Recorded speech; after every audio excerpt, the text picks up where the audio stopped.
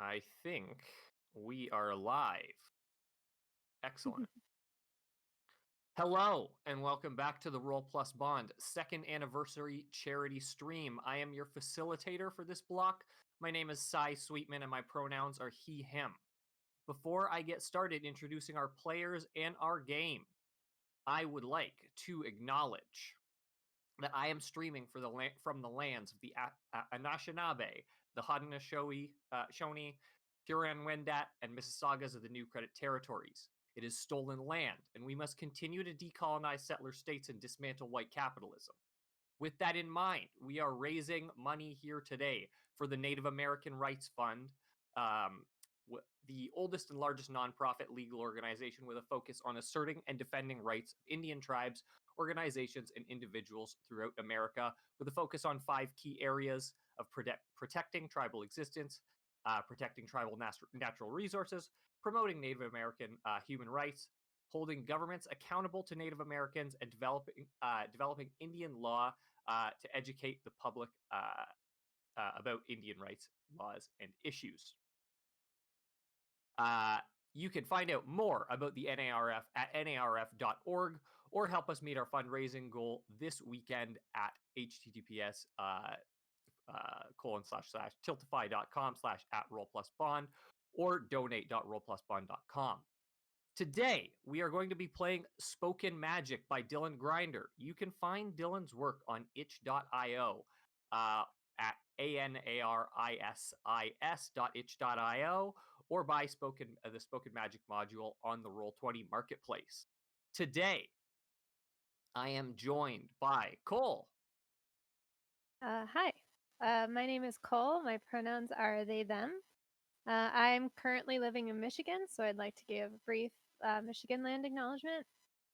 The state of Michigan occupies the ancestral, traditional, and contemporary lands of the Anishinaabeg, Three Fires Confederacy, the Odawa or Ottawa, Ojibwe Chippewa, or the Potawatomi Potawatomi. And I know this has been a tough year, but if y'all could donate something, that'd be much appreciated. If you really want to follow me, I am on Twitter at the most magical. Excellent. I am also joined by Cure. Hello. I didn't know I was supposed to do research. You don't have to. It's okay. I did not do research. Just give us a brief little intro for yourself. I go by Kier. My pronouns are yeah, whatever. And hello. Excellent. And I am also joined by Sergio. Hey, hello. My name is Sergio. I don't really have anything to plug, but if you want to follow me on Twitter for whatever reason and check out like the Gunpla I build and the bread I bake and other such things, you can do so at Fireblend, which is also my username on the Discord and on the Twitch chat. Excellent. So today we are going to be playing Spoken Magic. Spoken Magic is a storytelling game where we will take on the role of powerful magical conduits as we journey to accomplish a goal we have not yet established using words we don't yet know. Beforehand, we have come up with a sorceress name for our characters and established a bit of a concept and look for them. Let's quickly go across the board, and if you can take a minute to tell us a little bit about who you'll be playing and a bit about them. Why don't we start just to the right of my character with Sergio's right there. Yeah. So my character name is Somber Farnir. Pronouns are he, him. And he's a dragon's shadow that's living currently inside a scarecrow instead of the dragon it originally belonged to. And that's about it. We'll find out more about them as the game goes on. Excellent. Cole, you want to tell us a little bit about Chap? Yeah, so I'm playing Chaparral. They, them pronouns. They are a youth, probably, I'd say, like teens-ish, like 14, 15-ish, 16 years old. And they were cursed to be stuck inside of a chestnut for 50 years, and they've just gotten out. but they're still like young, and they have the chestnuts that they were found with, and collect chestnuts. That was a pastime of theirs, and so they wear a lot of chestnut themed outfits. Perfect. And finally, Cure. I will be playing as look at the dew on the grass, see how it sparkles in the morning light. We lost somebody yesterday. Nature does not care. Morning light for short. And pronouns are she, they. And if she were not a powerful kind of wizard, she would just kind of be a chuny. What? Sorry? Okay. A chuny. A chuny. Yes. Is this a thing I should be Googling right now? I have a video that kind of gives the vibes. But it's sort of like, you know how during the ages from 12 to 14, you're kind of like transitioning out of being a kid into being a young adult? Mhm. So these are the kids who still kind of believe in magic or that they could be magic, but Yep. they're maybe a bit too old for that belief. Yes. Okay. Okay. So they tend, in storytelling, they tend to be like, like, oh, I have a demonic right eye, I'm a fallen angel, da da da da da. Yes. So she would totally talk in that very dramatic way. And the only thing keeping her from being that is the fact that she is, this sorcerer. All right. All right. Cool. And last but not least, I am playing Abacababa. She, her pronouns. She has a very big hat. I imagine that it has about a 2.5 or 3 foot brim in every direction. It's covered in too many feathers and it looks sick. Blouse, billowy. Big, billowy white blouse. Backpack, it's a cauldron. Nose, long.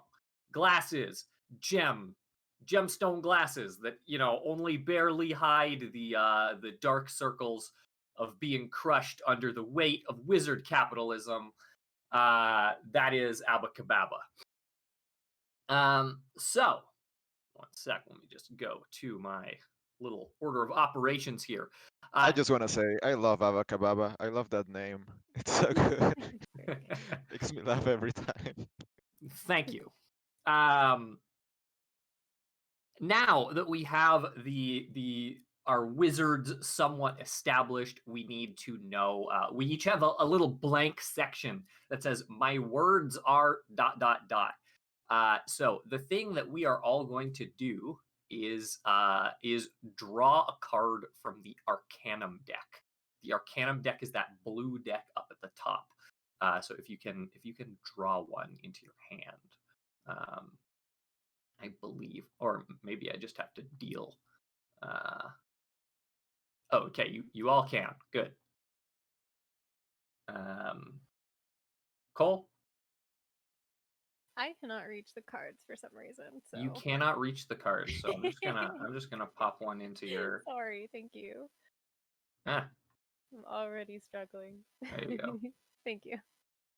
I got a graphical error where now there is a card permanently floating above Cure and Cole's avatars, but it's all right. It's magic. So tell us a little bit about what words did everybody get? Any order? Any order. Let's just start by going across. Sergio. My words are elemental. Ooh. Yeah. Cool. My words are restorative. Sure. My words are stolen. All right. Dude. And my words are profane. Okay. So we will be able to write each of those down. And now we are in the phase where we just get to kind of ask some questions about each other.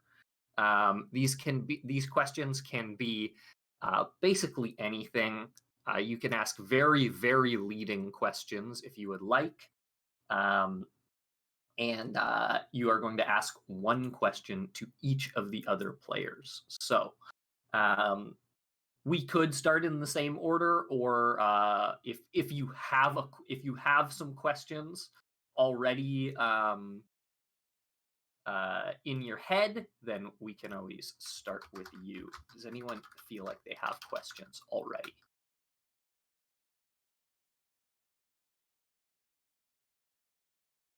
If not, I'm willing to start. Is that all right with everybody? That's fine by me. So go for it. Okay. Let's see. I'm gonna start with some basic questions here for Somber. How do you move? Well, that's a really great question. I still have some residual magic from my original host, and I am able to move by just providing some propulsion to the piece of wood that supports the scarecrow I live in, and I can just hop around, and that's how I move. I Of course, see. if you look at the, and this is out of character, if you look at the shadow of the scarecrow, it can move as freely as it wants, Mhm. and Of course. which makes for a very jarring effect. Mm. But it looks cool, I think. Should I make a question next? No, I'm going to ask one to Oh, okay, everybody, and then we can move on from there. that makes sense. Shep, what is a present that you got me, and did I like it?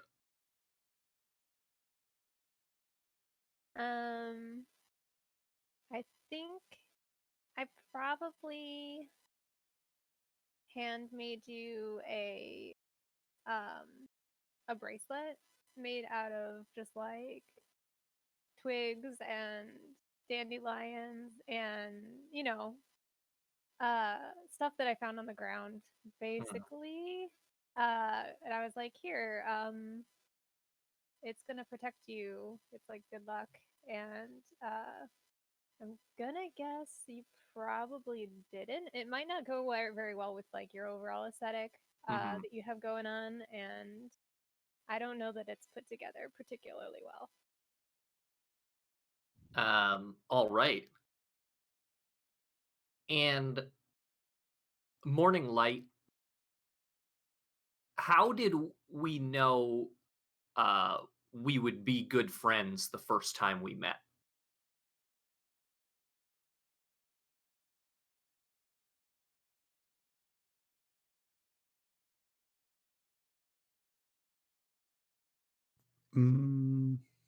Let's see.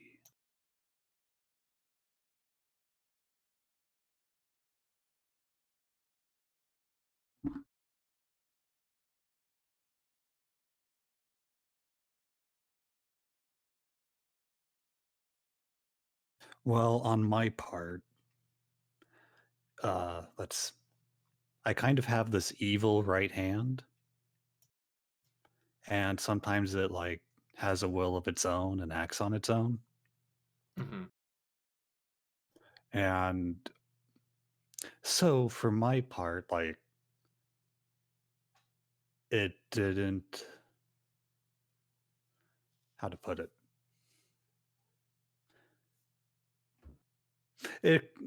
Since your words are profane, my right hand sensed a kindred spirit in you.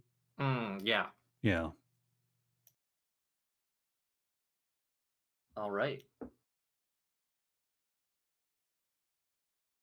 From there, we can move on. Sergio, do you have questions for the rest of the group? Yeah. So I'll also go in order. So Abba, Yes. did you choose to be a wizard, or was it imposed of you in some way? Oh, I guess it was imposed. It's kind of like, what else are you gonna do? And the recruiter was right there in university, so Sure, sure. All right. Um, Chap, how did you end up imprisoned for such a long time? Um, so they think that they were cursed, but they're not actually sure.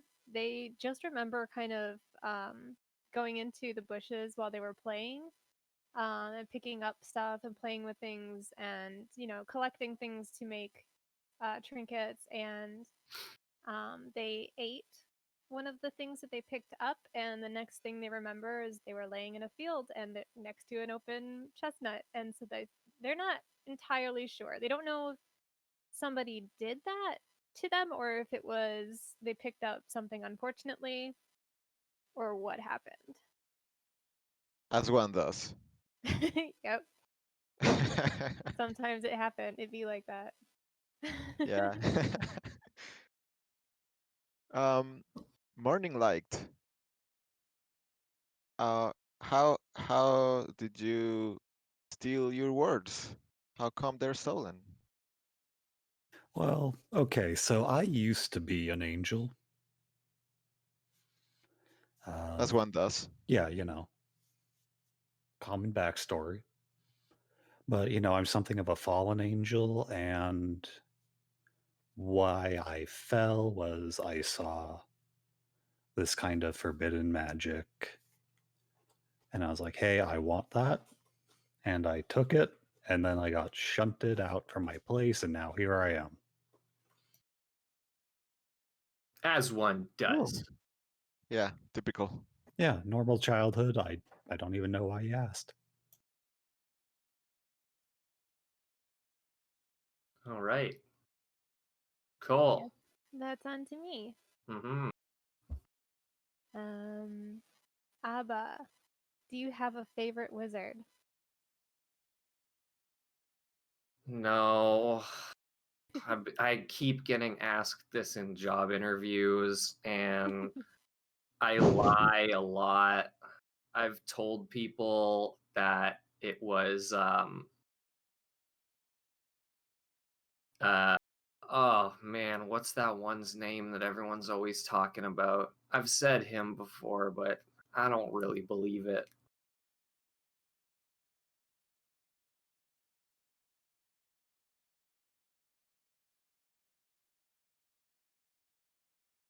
Somber.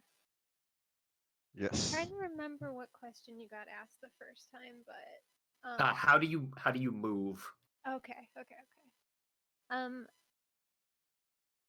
Let's see.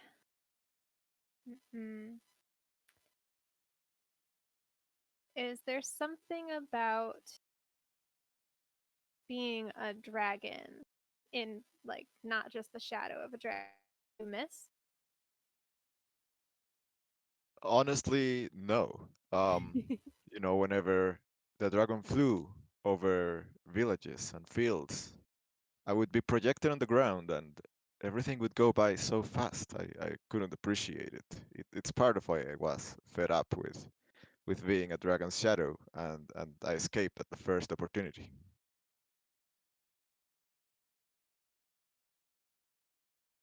And morning light. Is there your fallen angel with an evil right hand, which is amazing with stolen words? Is there a particular food you like? Ambrosia. Okay. Can't find it down here, but I love ambrosia. Amazing.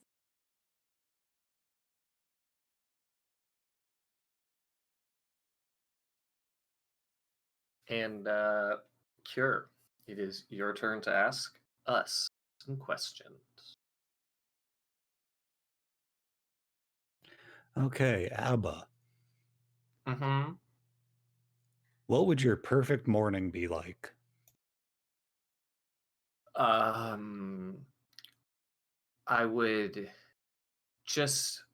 would lay in bed until I got too hungry to not be in bed anymore. I would get up. I wouldn't have to say my contractually obligated slogan advertising Wizard University. I would make a potion that makes it so that I have a lot of energy for the rest of the day. And I would just go on a long walk, and I would watch people, but I wouldn't help anyone.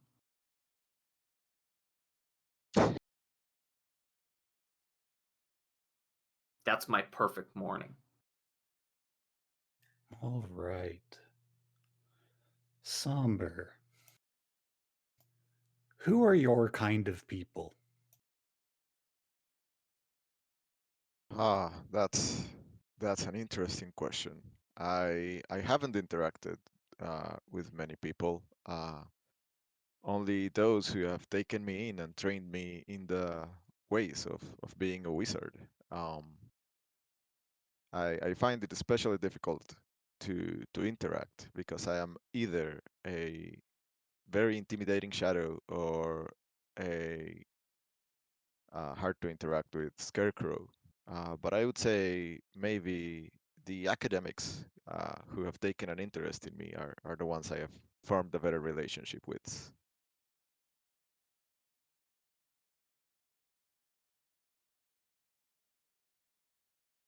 All right. And Chap. When you were a kid, what seemed like the best thing about being a grown-up?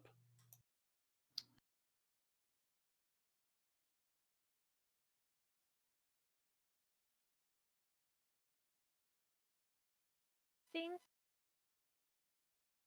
I think it was mostly the ability to travel. Like I was always seeing the grown-ups in my area leaving town, coming back with amazing stories of adventure and friendship and bringing back cool food, and I was only ever allowed to go to the fence and not be out of sight of my parents, pretty much. And I always felt like, well, there's a whole world out there. Why only the fence?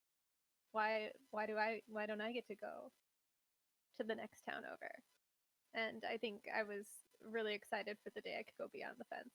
Little did I know what was going to happen.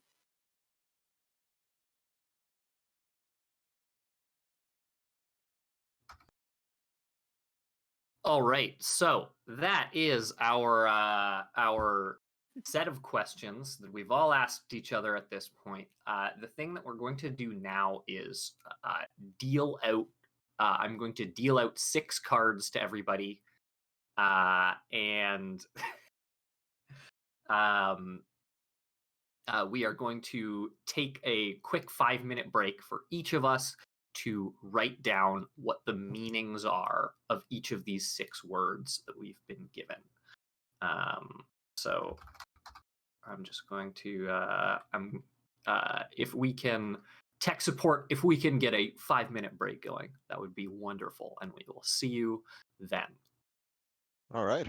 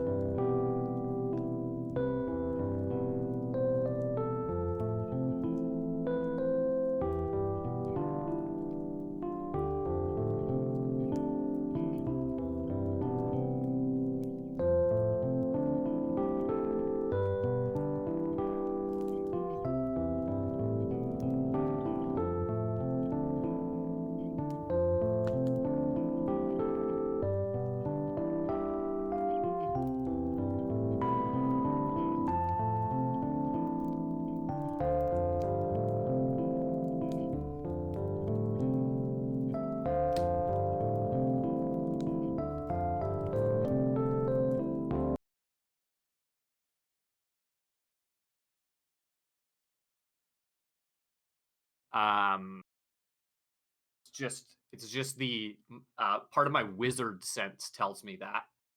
And now that we're back, we have a job to do, and that is to find what our home is. What is our home? And to do that, I'm just going to drag and drop a location onto this home section. And remember once again that the graphic design on this game is really bad at picking font colors. The Castle of Echoes with the prompt, The Ancient Song. So we're just going to take it in turn to talk a little bit about the Castle of Echoes, what the ancient song might be, and also why we are leaving home. Sergio, tell me a little bit about the Castle of Echoes. Sure. So, the Castle of Echoes, as you know, a very very famous landmark across across the land, um, because of the ancient song. The ancient song that is sung only once every 6 years, and the famous pilgrimage to come and witness the parade and events and festivals around it. Um, yeah, and I feel like the reason we are living is um, let me think about it. I think the reason we're living is the ancient song has been cancelled this year. Oh no. Just like everything else has been canceled this year. Oh god, that must be in my mind. Hopefully a different reason for cancellation, but I Absolutely. I hope so. Yeah. That I'm gonna leave it there. all right. Cole, do you have anything to add? What is the Yeah. is the Castle of Echoes? Like what kind of castle is it? Tell us a little bit about it. Well, I actually had a different idea, but I can, if you want, switch to the type of castle. But Yeah. Oh no! Please tell me what Sure. tell me your idea. So the Castle of Echoes is either so named because of this, or this tradition has cropped up because of the name. We're not quite sure, but basically, you have to be careful what you say when you're in visiting at the Castle of Echoes, because the people who live and work among there, like the monks or the priests or whoever is, the people who actually reside there and upkeep the place, are known to repeat the things that you say behind you as they pass by. So if they overhear you saying something, they will repeat it, and it will basically be repeated in a very loud voice, shouted at the top of their lungs, as if it was a loud echo. And so you don't want anything that is secret to get out that way. And you also don't want it to be basically solidified, because the idea is whatever they say might come true, right?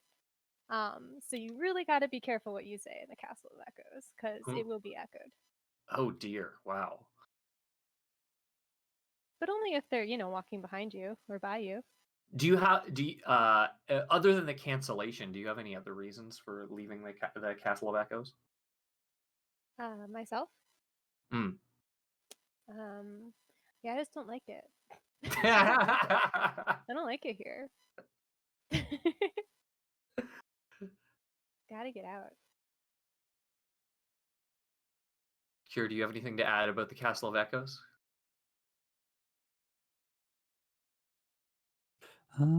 Yeah, castle it's big, it's fortressy, Hmm. very secure. And that's all I have about that castle. How about And you, for Ben? why I'm leaving, though. So I was just kind of walking around that castle one day, Mm-hmm. and I kind of said to myself, man, this song sucks. I hope it stops playing sometime. Mm. And then some monks kind of heard me and started repeating it. Yeah. Yeah, might have come true. Might have come true. Dang. And they might have squealed me out.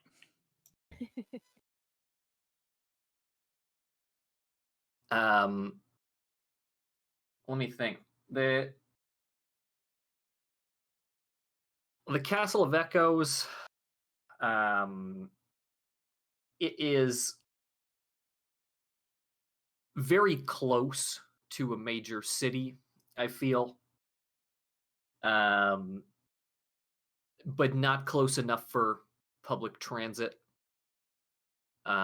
We had to drive here. And I'm leaving. This was the first stop on my advertising tour that I have to do for my boss. And he was really hoping that I would be able to make his advertisements ring out through the entire Castle of Echoes. Every time I had to say my contractually obligated slogan for him, it would echo greatly through the halls, which would shortly be followed by another echo of somebody overhearing me saying the word fuck. I'm very, very eager to leave. Which brings us to the first stop on our journey. Shall we just continue to go in the same order? Sergio, would you like to draw the first location and put it down on the location segment? Absolutely. So just to kind of go over for the audience, as a reminder to us as the players, the way that this game is going to work is we're going to continue to draw new locations. On the location, there will be a prompt that will let us sort of establish the scene.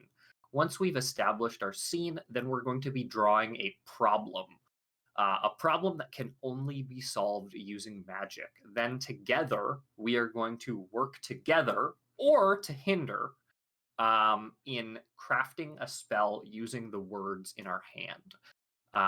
And from there, we will roll dice to see if the spell is successful or not. So, our first location, please. Yes, coming right up. And our first location is, I can barely read this. Yeah, right. So Oh tiny. my god, it's the Sorcerer's Pass. The reason for our journey.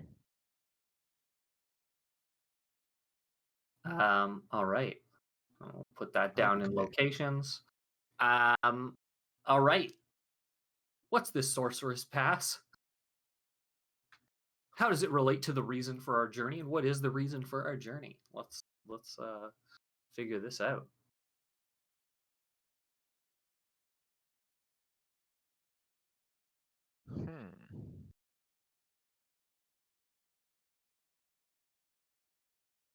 So I think for Somber, it's got to be related to knowledge that he's seeking.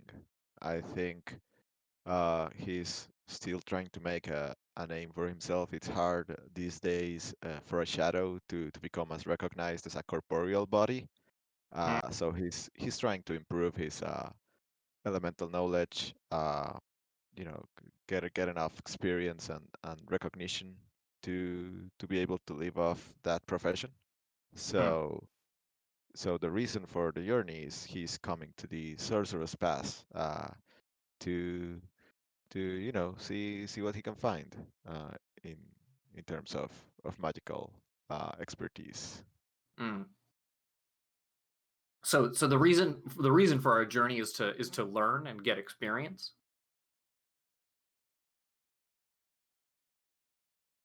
Am I interpreting that correctly? I think that's Somber's reason. I would be happy to workshop it a bit with you guys. I don't. Is ev- is everyone all right with this being like a pilgrimage for gaining experience? Yeah, I'm good with that. I think Shep wants to get out and experience Mm. as established. So absolutely. The funny thing about this is, by the very nature of the game, we are powerful conduits for the magic. Mm-hmm. So already, so Sorcerer's Pass. What is the Sorcerer's Pass?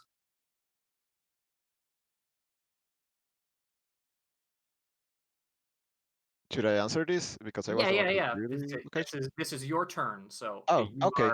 you are the Hmm. decider. All right. Let's say I think the Sorcerer's Pass is a very very deep ravine. Mhm. Um, and on the sides of the ravine there are uh like stalls carved into it with magical vendors and uh magical exhibitions of powerful magic. And I also feel it's probably an academic institution of sorts. So I think it's just the place you go to when you feel you're ready to ascend in magical expertise. Mm. Shep is very excited. This sounds great. Yeah, I don't know if anyone has anything to add or any suggestions. Um, like what's being sold at these vendors? Sorry. Mhm. Um, you know, uh, magical books, mystical artifacts, uh, like very very hard to find ingredients. I feel like most of these things like don't are hard to buy. You mostly have to bargain for. Mm. Yeah. Um, my other question is, are we able to drive through Yeah. the Wizard's Pass, or do we have to like get off and walk on foot? Hmm. And can we get dice, magical dice for our window mirror, for our mirror, our rear view mirror? Definitely. At one of the many like Ooh, souvenir shops, magical dice are all the rage these days. perfect. I'm getting everyone one. I think we have driven to a magical ferry and there's a creek, uh, a magical creek at Hmm. the bottom of the ravine, and we are currently navigating through it. Oh, I see. Okay. That sounds established enough for us to now have a problem. So if you want to draw a problem, Coming right up. And our problem is once again very hard to read. a game between giants. Hmm. That mean I giants physically or giants famously? Or what is it? This is great. I love this. Oh, is this like a debate between two very popular like wizards? Or two wizards selling different things, rival products. Yeah, I feel like they're rival merchants. Maybe they were at like having lunch at one of the many fine dining establishments along the ravine, and they got in a shouting match. And now they're like hurling spells at each other, turning the ravine into chaos. Mm-hmm. What is it that they sell that they're like rivals in? Hmm. I I think it might be very potent uh like potion components that are also very destructive.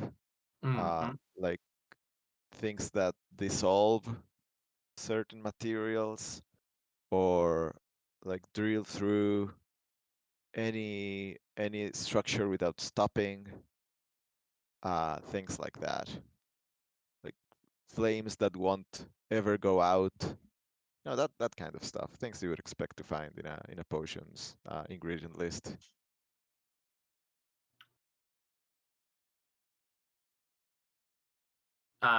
Okay, so this is uh, how has this become a problem for us then?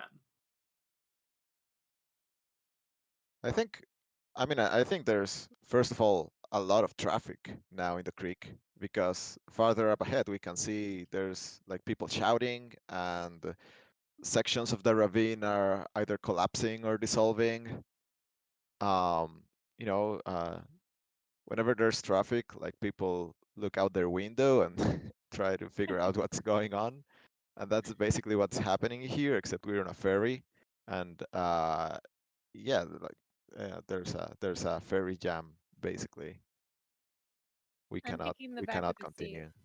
When are we gonna get there? Definitely doing Yeah. the. Are we there yet? Yeah. Abba is in the driver's seat with her feet up on the steering wheel. It's unclear from her gemstone glasses whether or not she's asleep. But tips her hat up and says, uh, I'm gonna be honest, it's whenever the boat gets there. We haven't moved for like an hour. Oh, I think really? Oh, I yeah. don't know. It feels like it. I don't know time. Time's a lie. I think Somber can like stretch with his shadow all the way to the beginning of to figure out what's going on, and he's the one that notices. Oh, hey, here's.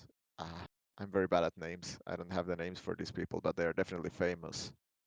And yeah. they're just. Let me get my NPC name list. Oh yeah, Gargancho the Great.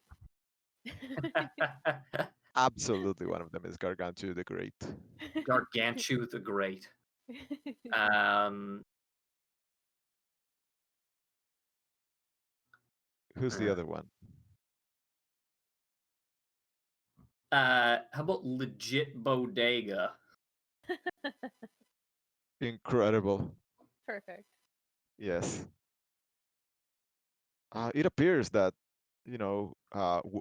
world-renowned world-renowned merchant Gargantua the Great and Legit Bodega, if you will believe it, are having a shouting match and are currently hurling their stock at each other, causing much confusion and chaos. It will be impossible to go through the ravine in this state, and who knows when they'll be finished. I think this may call for some magical intervention on our part. All right. It sounds like we're going to be crafting a spell to solve this problem. So, each of us can choose to contribute a word or not.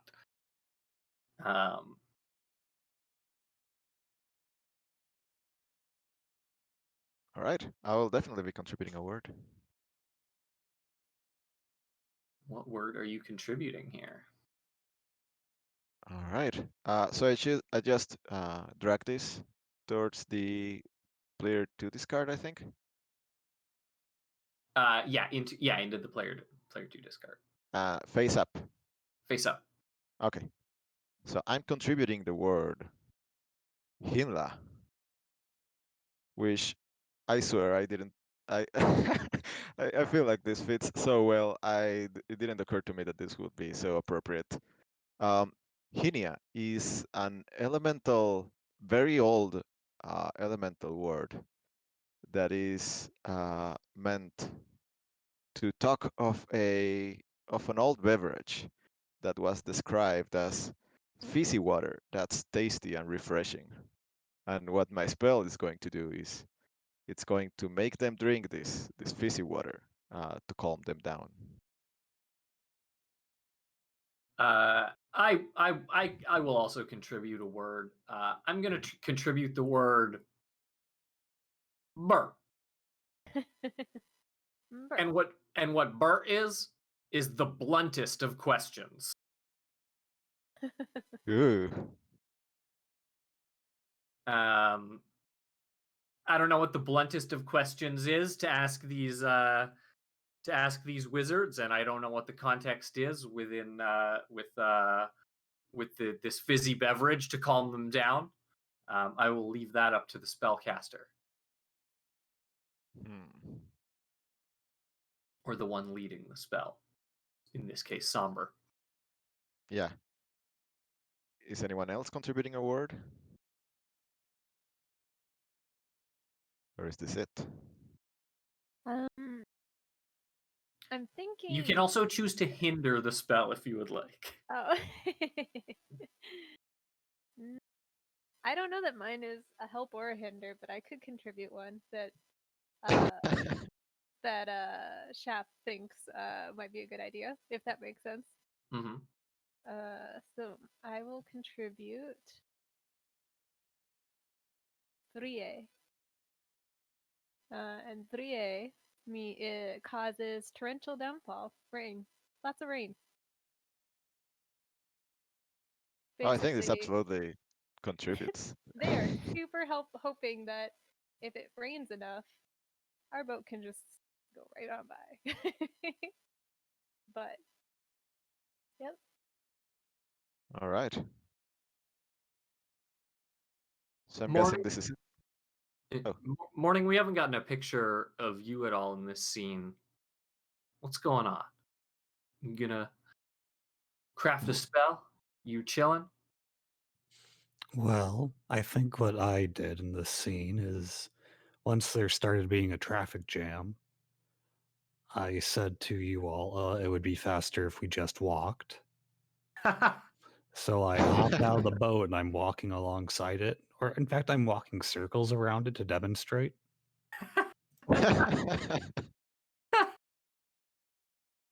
And so my right eye is the embodiment of wisdom. I keep it covered in an eye patch so that I'm not solving all problems everywhere. Mm. And I have seen that I don't actually care about this argument, so I'm not helping or hindering either way. All right. All right. So it seems like we have 3 helpful words. The way that spells are resolved in Spoken Magic is that we are going to roll for every word contributing to the spell. We're going to roll 1d6. If one of the dice rolls a 6, then that spell is successful.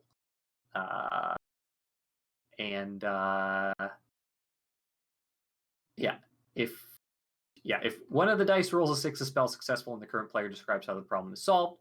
If none of the dice rolls a 6, but one of the 4-sided dice, that's a hindering die, shows its highest number, then the spell fails, and one of the sabotaging player decides how the magic goes awry.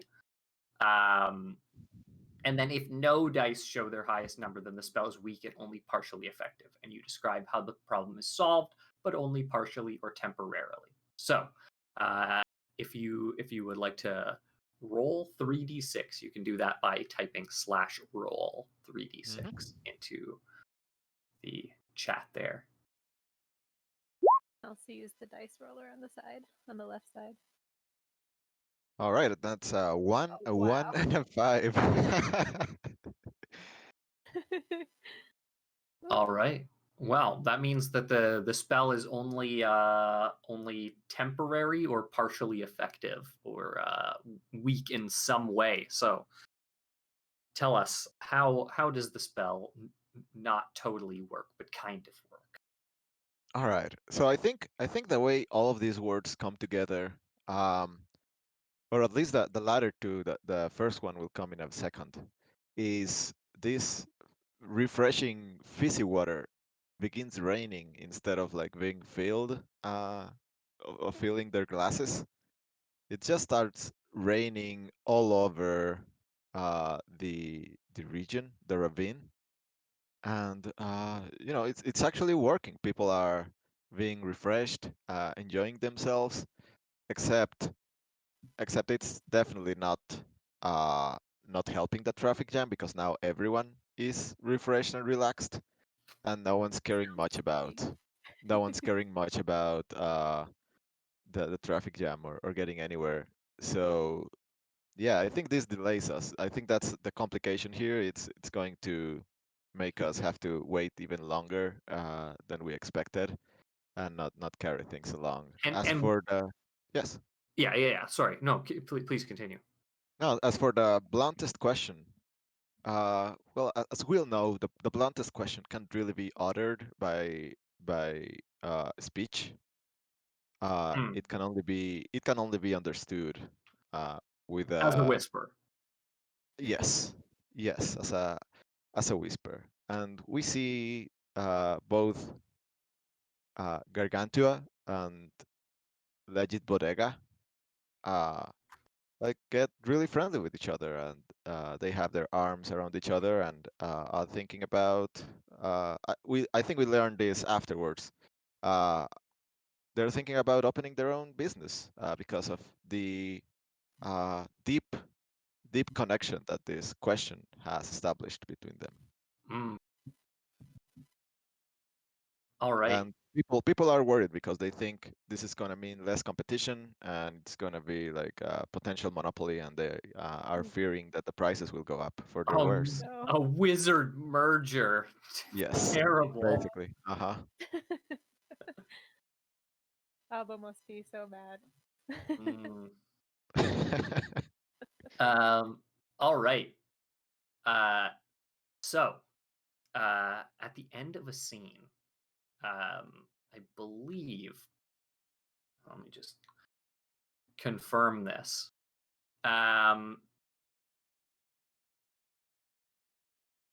Once the spell, if 2 or more words were committed, the current player gifts one of the committed words to another player.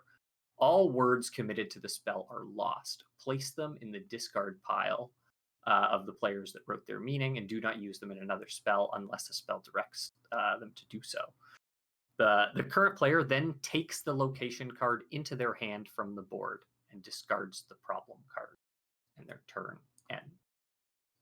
So, Sergio, what word would you like to gift to someone else? I'm gonna gift. I think I'm gonna gift Drie to Abba. All right, Giving me torrential rainfalls is yes. I'll take that. And I'm going to just flip these so that we know that they've been used. Which means we can move on. Cole, if you would like to draw a new location. Deck is green. Okay. Draw. One card. ICANN Technologies. I did it. This one I can reach, so that helped. Oh my Mhm. god, it's so tiny. Okay, so it's You I can was- just drag and drop it onto the location. yeah, I was going to after I read it, because if you click on it, it goes big, and I can't read it otherwise. Okay, there you go. The ICANN, it's also got a word I'm really bad at pronouncing. Whispering Ford? Ford? Fjord? Yeah, Fjord, thank you. The Whispering Fjord, a secret revealed. Here it is.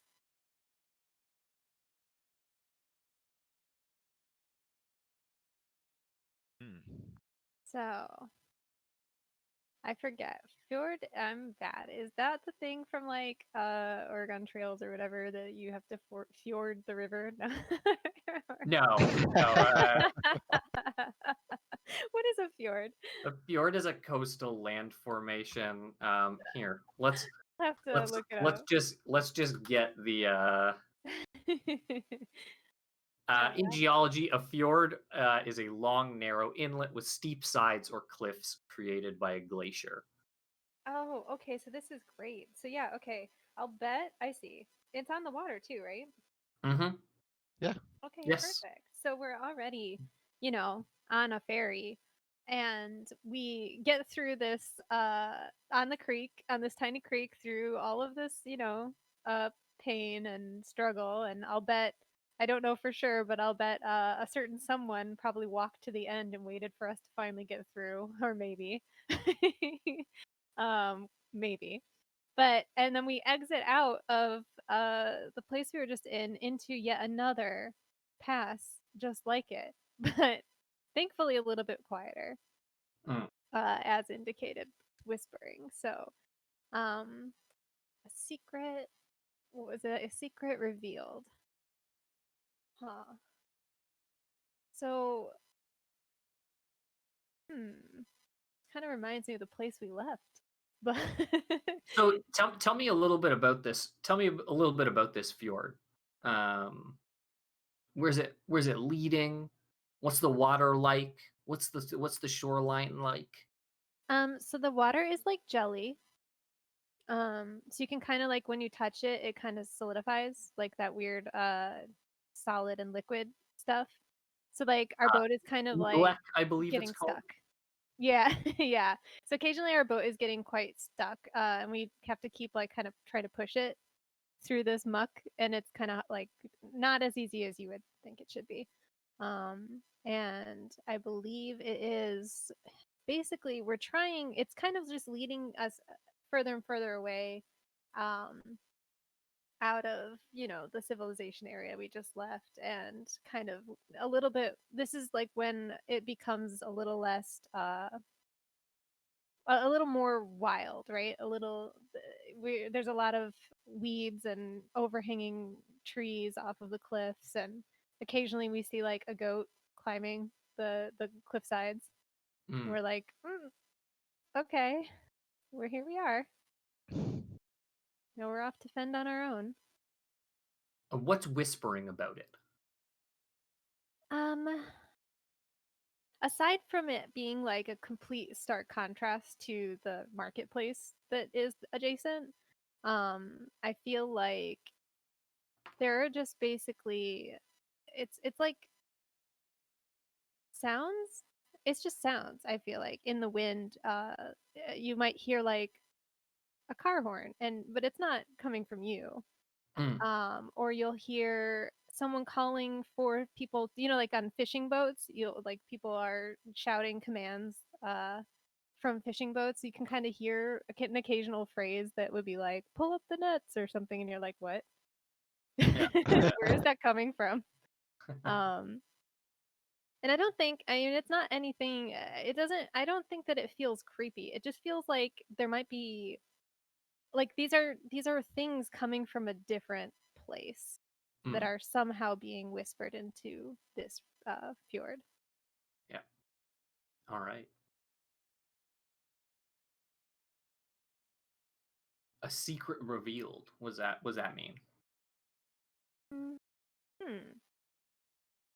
don't know if it's related. Maybe it could be related to the whispers, but it could just be that like this area is kind of like a portal, right? Like this is how you get random phrases. A portal will open as you go along to different worlds or different lands or different areas that things can get in or out.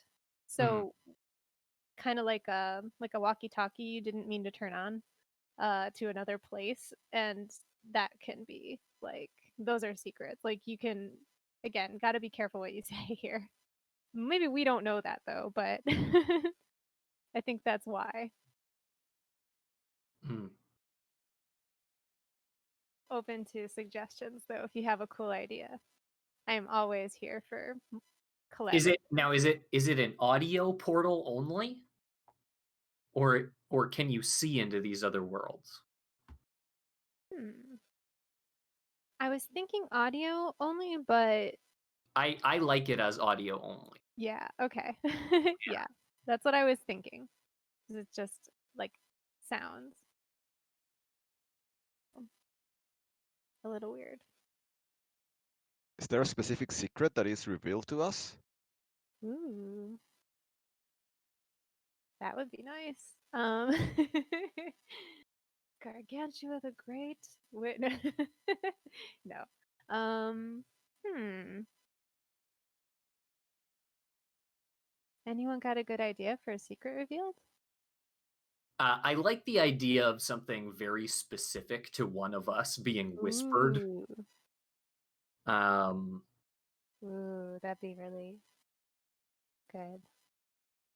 Does anyone have something that they think might come out here that they would be comfortable having their characters something revealed here?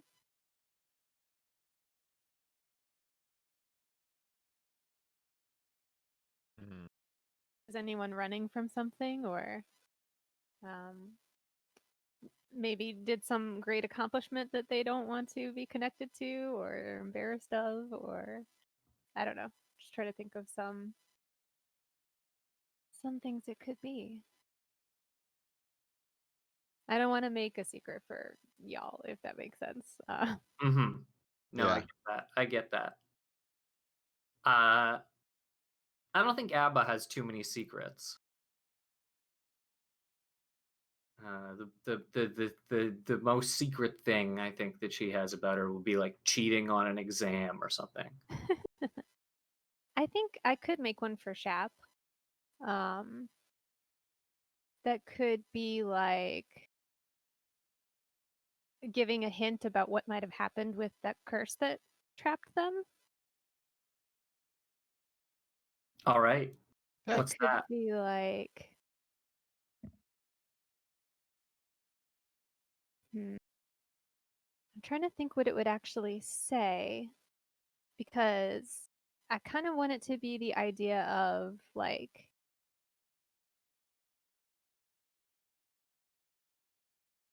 what you tell, the story you've created for yourself isn't true. You know that, right? Kind of thing. Yeah. Mm-hmm. And kind of being like, were you cursed? You know? Is it that they knew what would happen when they ate that? Oh, that thingy. Hear that. They just kind of like their cheeks kind of flush and they're like, oh, weird. You know, wow, where's that coming from? uh, pay no mind to the, voice behind the curtain, so to speak. The voice behind the interdimensional portal. Yeah, pay no attention to the portal voices. Wait, so you weren't trapped in a chestnut? Oh no. Did the wind just say you weren't trapped in a chestnut? Oh no, I was trapped in a chestnut. I was. It just It might not have been. It was an accident, but it might not have been a total accident. If that makes sense. And they just like are looking away, like, don't ask me. Like, Hmm. you I know, think you can see the wringing their shadow. hands. You can see the shadow of the dragon, like stroking their shin. Uh, if that's even possible for a dragon.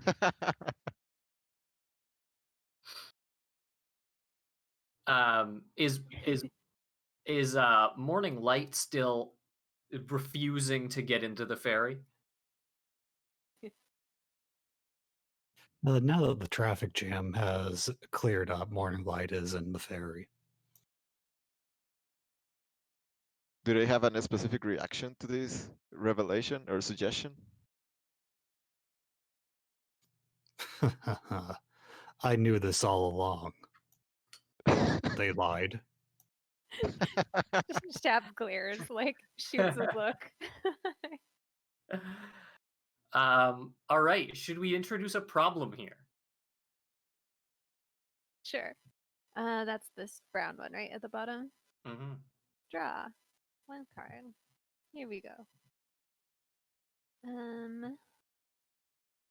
Again, I'm gonna read it first. It says, "The Hollow Hunt. All players must contribute a word." Ooh. The Hollow Hunt. What is the Hollow Hunt? What is the Hollow Hunt in this setting? Especially given that we are in this place where whispers come through portals. Hmm. I really like that because I like that it says hollow as well because it does conjure the same feelings of whispers and echoes Mhm. and Yeah. emptiness and portals and cylindrical things. The hunt. Hollow Hunt. Are we trying to find the right one? Is this us trying to find our next location is where we're going? Or, again, always open to suggestions. If someone's got a cool idea, let's go for it. Maybe we're looking for a specific like whisper that's supposed to give us knowledge or experience, since that's the reason we established last Is it location. is it so Yeah. we've established that the portals are only audio. Audio, yes. Is Yes. there one portal that is not, that is hollow, that you can go through? And so the hunt is us trying to find that particular Ooh. portal. Yes, I like that idea. That's great. And Yeah. for each like group that enters, it's probably different, right? Like it's in a different location. And it might be going to a different place. Love it. So Chap is just like, everyone get eyes out there. Take a look. Does anybody have any magic that could help with this that we can find? I doubt it's something that we can just see. Yeah. Let us contribute words. We all have to. So Yeah. Yeah. So yeah. I'm gonna contribute Relbor. And Relbor means it allows someone to dig a hole as good as a gopher. It's great for making getaways or just finding a place to chill out for a bit. Nice.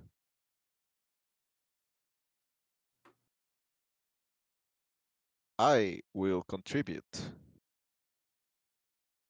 the powerful word Mekinos. And this is a word from the olden days that is meant to signify weather diviners. So in the olden days, we had the famous weather diviners that would be able to predict events such as rainfall and earthquakes and sudden whirlwinds and such.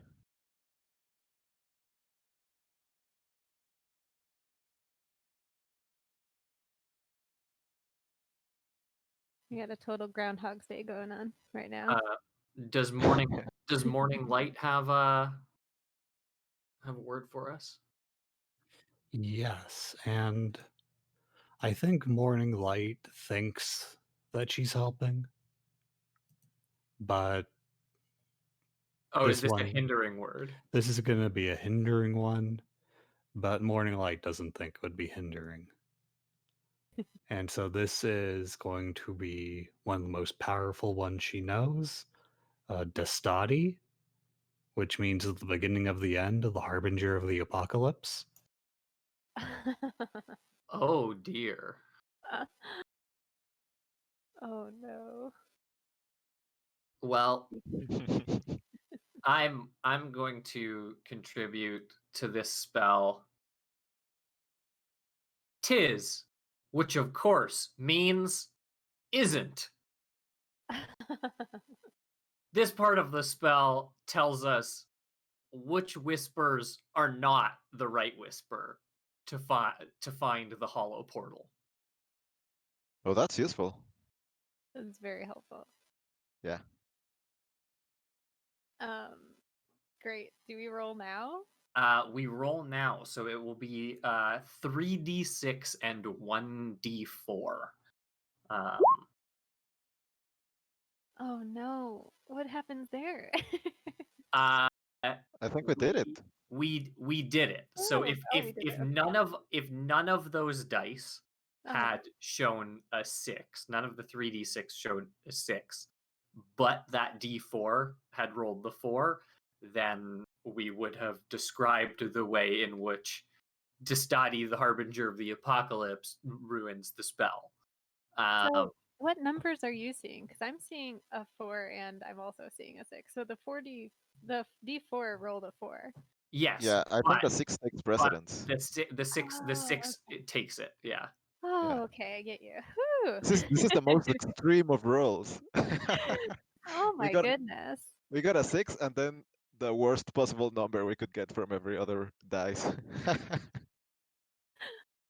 My goodness. Okay, so what I kind of like is we've got a whole Groundhog's Day thing going on. So I feel like this spell allows us to kind of, in whatever way you see fit, each character can be maybe a little bit different. Allows us to become gopher-like. So whether that's having digging paws or sniffing snouts, and it allows us to sniff out this this sort of portal on our way, and whether we're growing whiskers, whether we all actually look like I think Shap turns into a little groundhog sort of creature, and is trying to sniff out. And I think we realize we have to go into the viscous water, the like jelly water, to find it. The Harbinger of the Apocalypse, does that show up at all?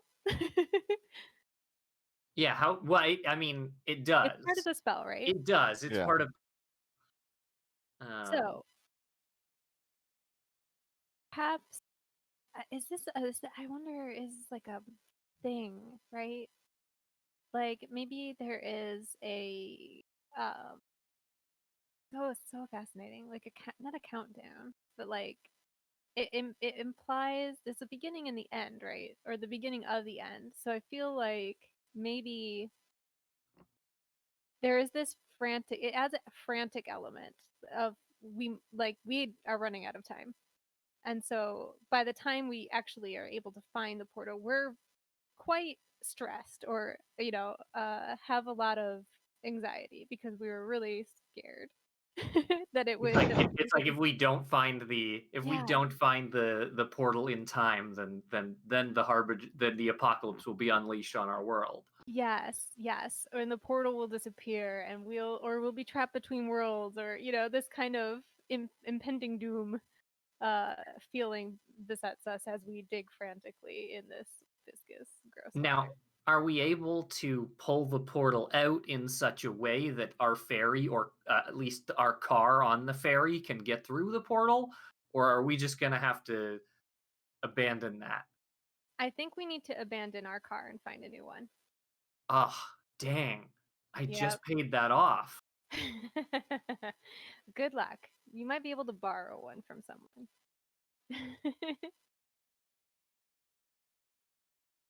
All right. All right. Who are you gifting one of these words, and which word? So, I kind of like the apocalypse one was very chaotic, and I love that about that. I also really love the simplicity of isn't.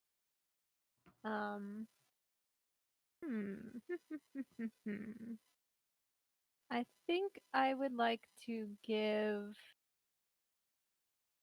the study to Sergio. I don't know how to give this to you, but I think I can just take it. Yeah. Okay. Yeah, it's in my hand Oh, now. cool. Thanks. No problem. All right. Somberry is very grateful, I think.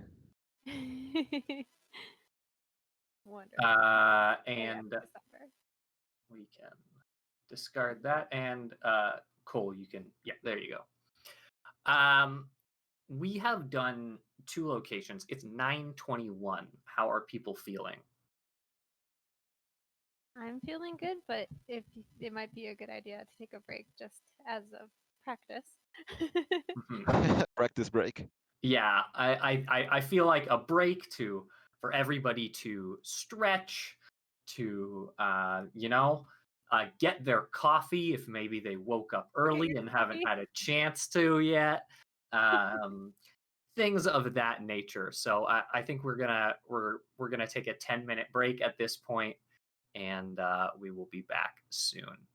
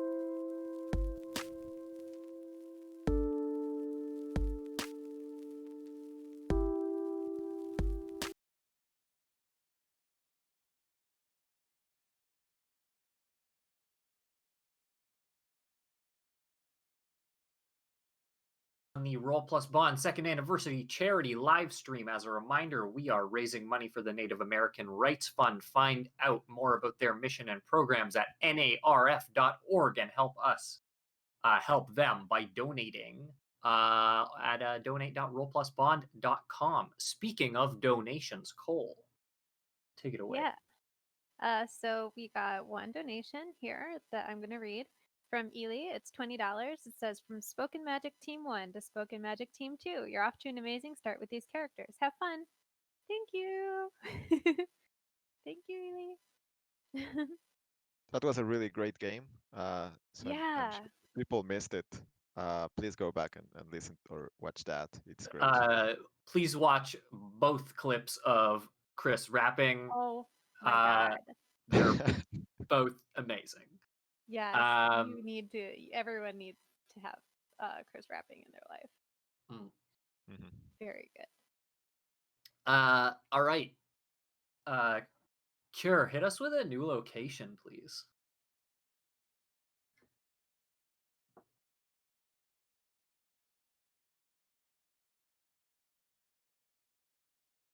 The Diamond River, a disagreement.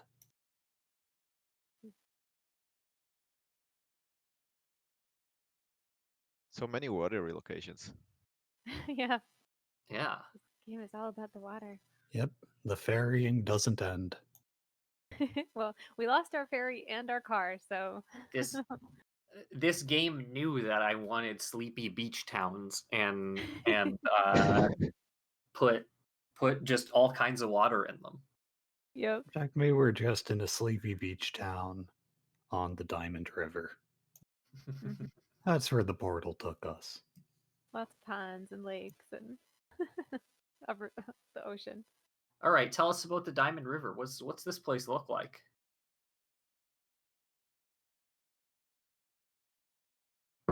And how do we come through to the Diamond River from this portal that we went through?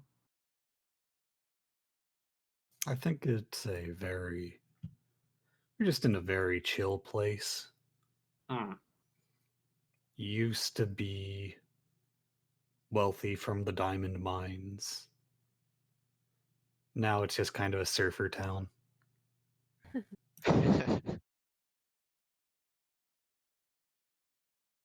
Are the surfers in this town as corny as they are in real life?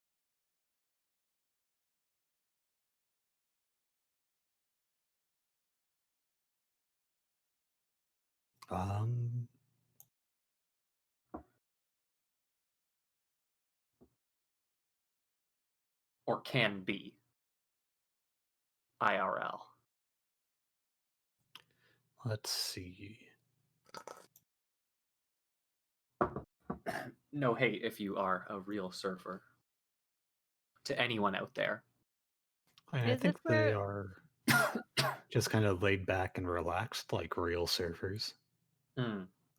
Is this where Legit Bodega comes from? Is this Legit Bodega's hometown?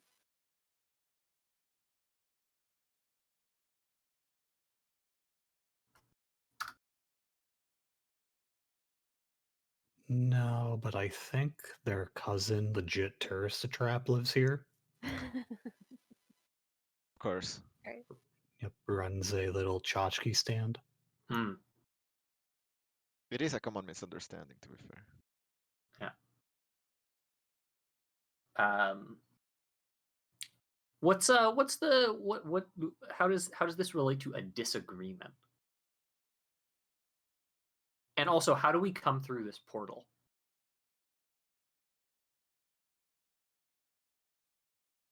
I think the portal just kind of shunts us onto Main Street. Oh, okay. Where there are kind of like clothing stores and restaurants on either side of us. Like, this is a very common way that the Diamond River gets tourists. Yeah. And I'm gonna look at the problem and see if that can relate to the disagreement.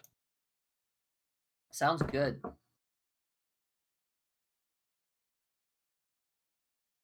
On the brink of war, draw an Oh. additional problem. Oh no! Well, what does it say?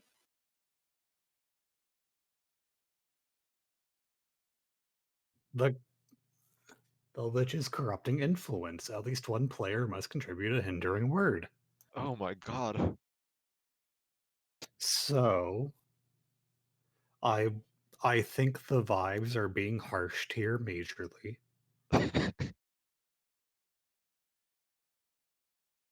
Mm-hmm.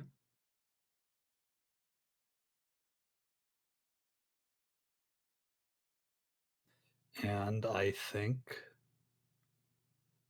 there are two kind of dancing street gangs, the Sharks and the Lich, and it has turned this into very much, this is kind of the surfers' Verona. Mm. Two families, fighting in the streets. How Like, much snapping is involved in this? how much what? Snapping? Oh, so much. They're snapping, there are jazz hands. It's really like very much Romeo and Juliet meets Chicago. Mm.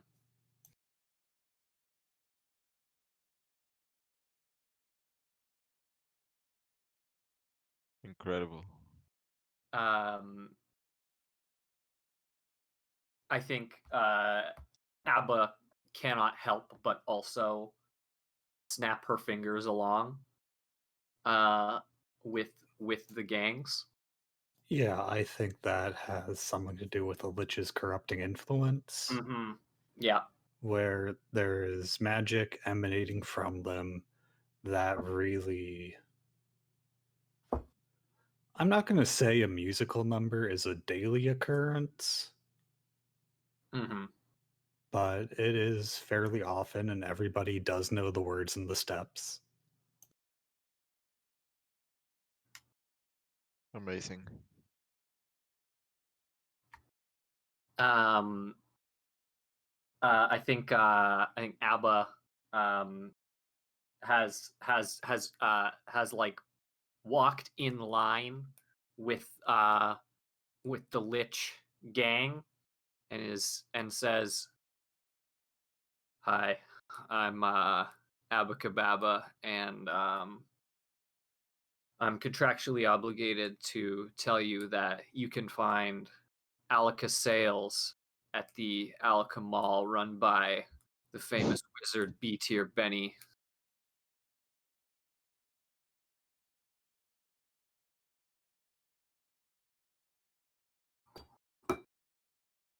What are these gangs disagreeing on?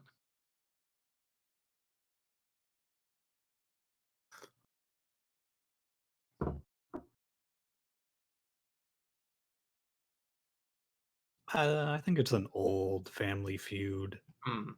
No one remembers the reason. They're just doing it, and I think the Lich has escalated things recently. Of course. Also, the Lich demands that you sing your pitch for your mall. Oh, okay. Sorry.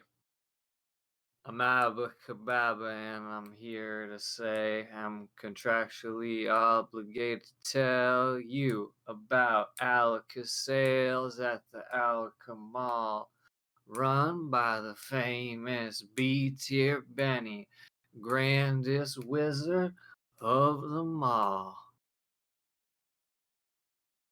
Fuck. Snapping.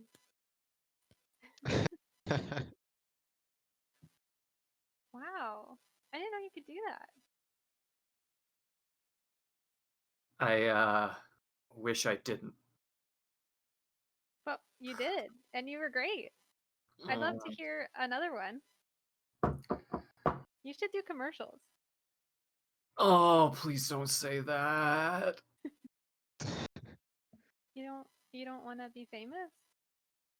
I don't want to do commercials. I want to be famous for like chillin'. Chillin'. I don't think you can get famous for just chillin'. All right. The dragon I used to belong to would disagree. He used to stay in the cave and just wait for gold to be delivered to him. He was unbearable. That's what I'm saying. I just want to be like that. But you're not a dragon. Dragons are just kind of cool in general.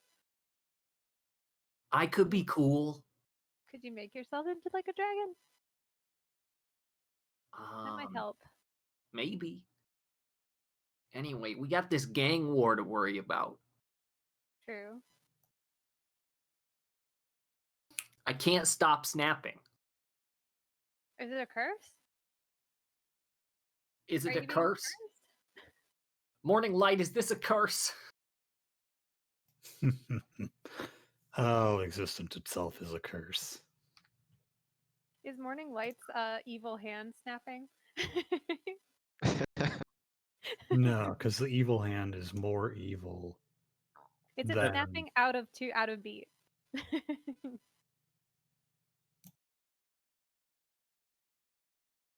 Yeah, it is deliberately throwing off their timing. They want to go 4-4, and I'm snapping in 3-4. The truest evil. Worst. All right, shall we try to solve this problem with a spell? Sure. Yes. Yep, there is no problem I cannot solve with magic. All right. Kick us off then, please. Yep, I remove my eye patch, revealing my heterochromia and my right eye of wisdom.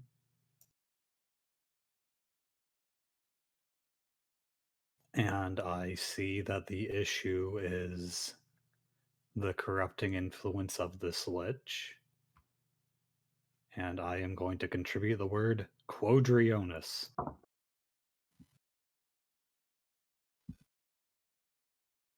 Which is a style of dance that everyone seems to know but you.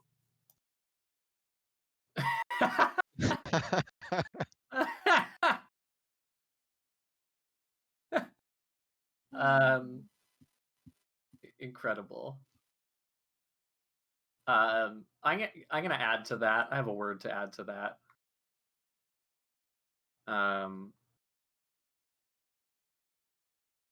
Kefris, which means violent wobbling.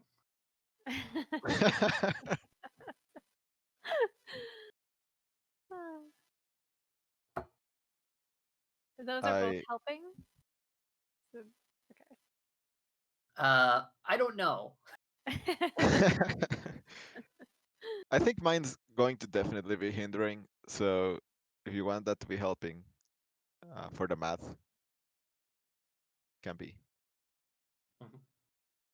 All right. I think Somber is going to invoke because of the memories that have been dredged up in this conversation about his old dragon body.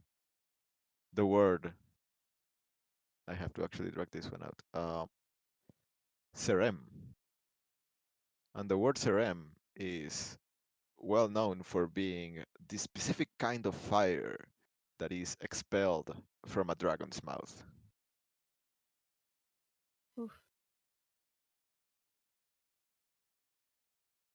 What about Chaparral?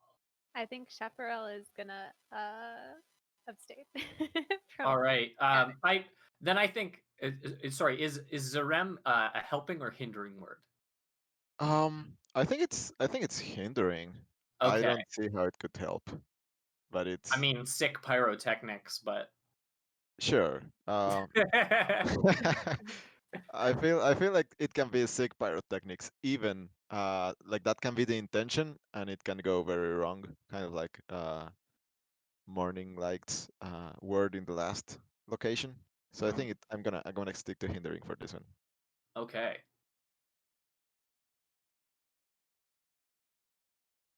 Well, And what is Kafris? Is that helping or hindering? that's helping. I think the violent wobbling might be so there's this dance that everybody knows but you, and I think Kefris, it makes the person who doesn't know the dance violently wobble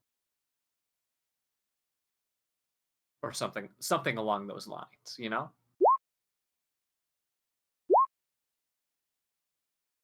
Okay. 3, 1, and 2. Mixed success.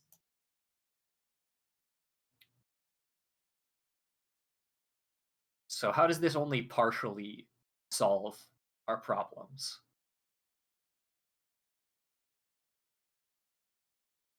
Or temporarily? So I think for now, the fighting has subsided because everybody looks around and sees everybody else is just kind of wobbling. It's like, is this a dance? And no one seems to be that confident about it. But it seems to be something big because there are fireworks. Yeah. And then I think also there is a bit of a temporary kind of truce Mhm. as the beloved vocal kind of taco shack on the beach Yeah. has kind of caught on fire from Oh one of the no. fireworks. Shit. Yeah, so people aren't fighting for now because they have to save the local institution. Mm.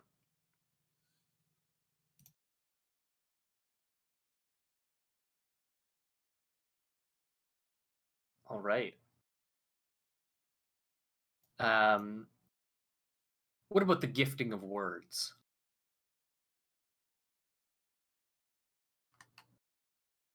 Or which one of these words are you going to give, and to who? I think Chap could really benefit from the violent wobble. I would gladly take the violent wobbling.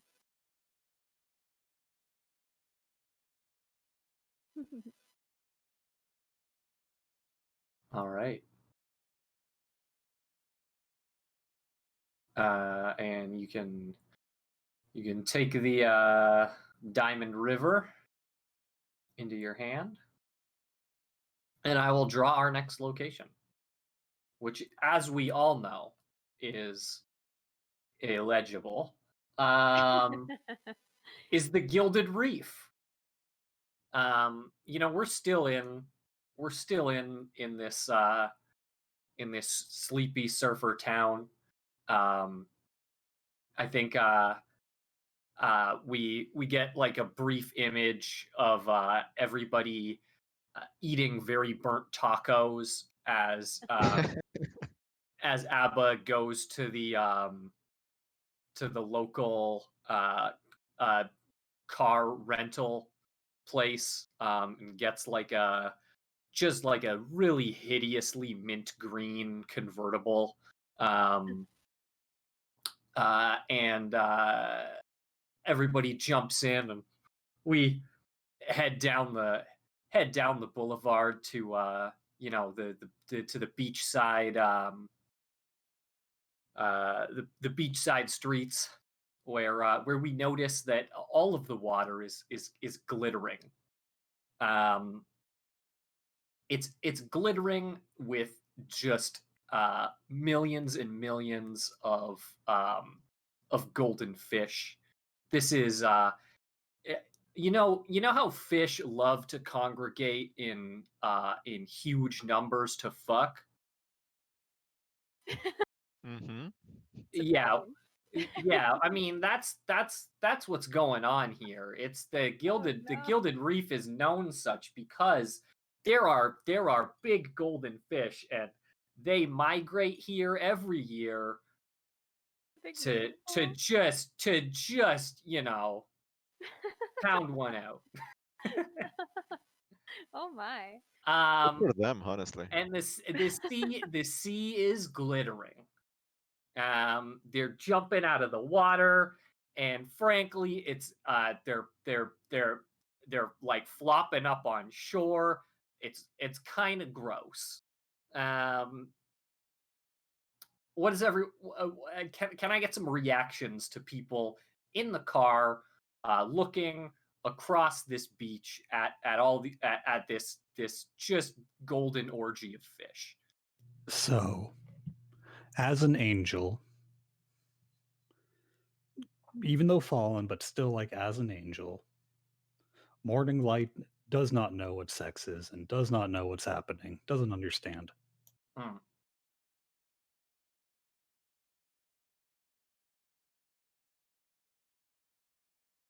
With all of them like jumping out of the water onto the ground, Shep's just like, ew. Ew. Gross. And what is our drag? How does our dragon shadow react to this? I don't understand these reactions. This is a perfectly natural, beautiful process that assures that the genetic pool of the fish we see before us will remain healthy for generations to come. Hmm. Um, I think I think Abba's stomach rumbles, uh, and uh, and she thinks deeply about fish tacos, which she was unable to eat because she was busy renting the car and didn't get one of the tacos. Um, and it says, "I bet they're delicious." And at this point, I think problems happen.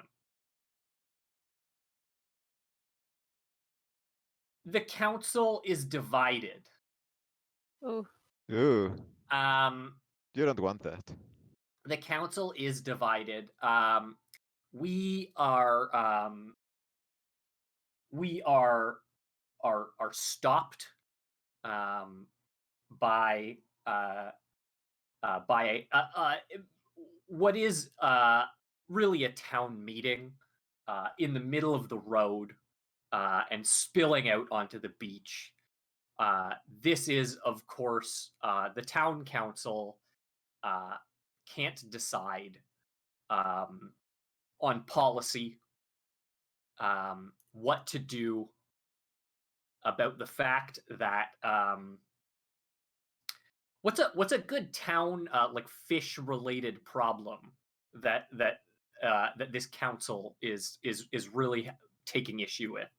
I want like a petty town meeting, you know, the town treasurer uh, uh, it is up in arms, and the fire brigade is having some issues. They're all it's just petty squabbling of this town council. Um, the treasurer really wants to take a census of all the fish. Um, it's being relegated to low priority because nobody can count that high. Um, the mayor. I don't know what problem does the mayor have in this town?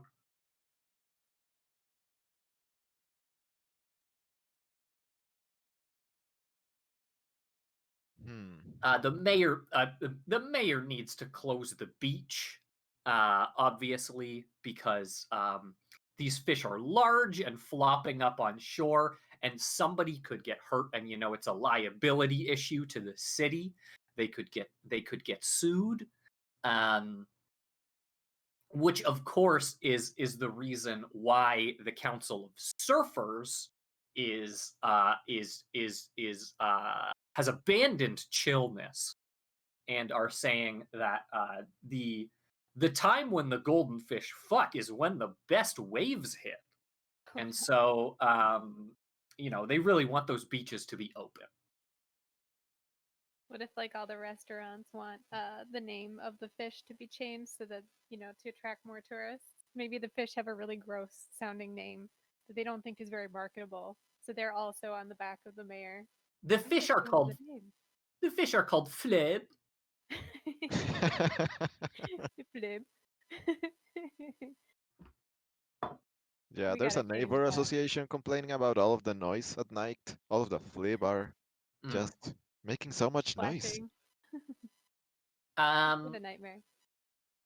And so we must magically solve this disagreement in the town council.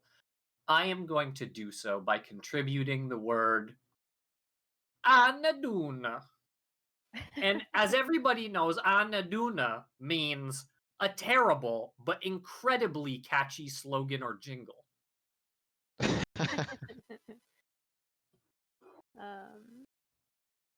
I would like to contribute Yaroon, which gives someone a warm and fluffy feeling.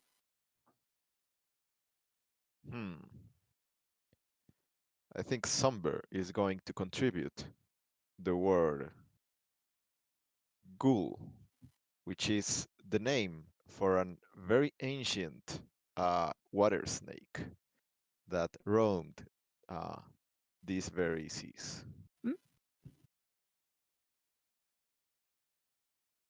Out.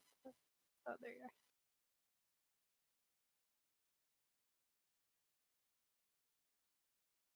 are. Morning Light? Yeah, I'm trying to think.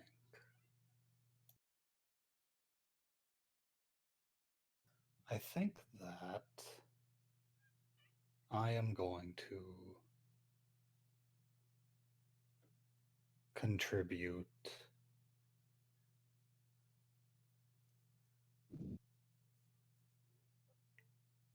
let's see.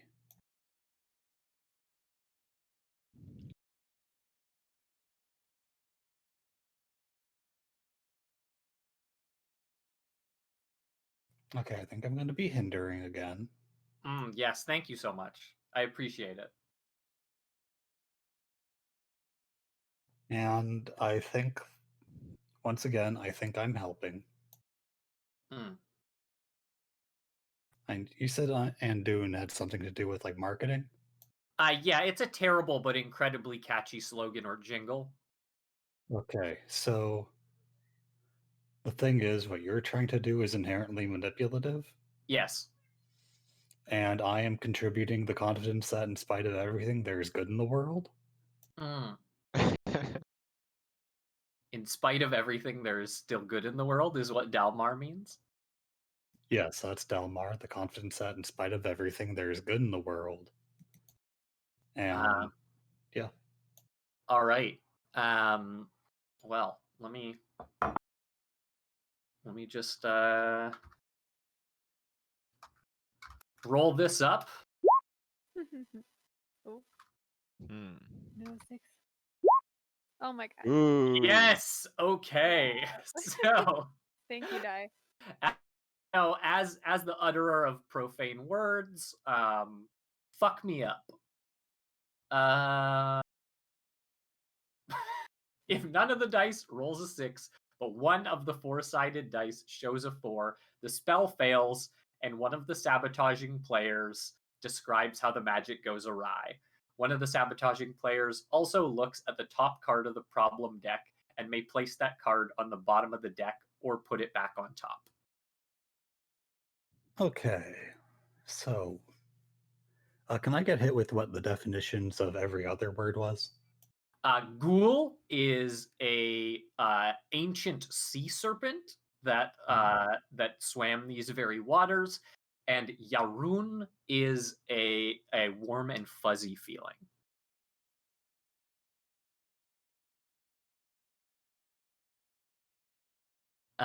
If you would like what my intention for the 3 helpful words would have been in this spell, I think we see Abba mixing something up in a cauldron, which in her cauldron backpack, which waft a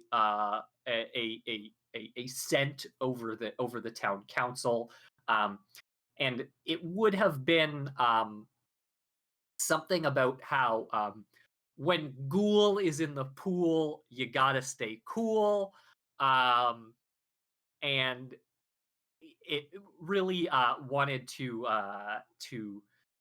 get the warm, fuzzy, protective feelings that this council would have towards each other, to really like let the mayor just close the beach and everybody disperse, because obviously, you know, this ancient serpent might come and eat all of these big gold fish and also the people on the beach. So how does this fuck up with the despite everything, there is still good in the world?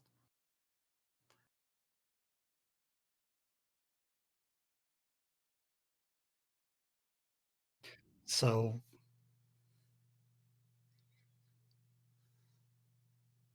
I think what happens is the belief that there is good in the world turns turns this into a very kind of divisive meeting, Mm-hmm.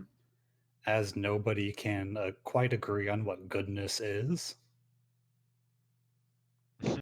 And so instead of solving the problem with the fleb, it has kind of turned into a philosophical debate about what is goodness.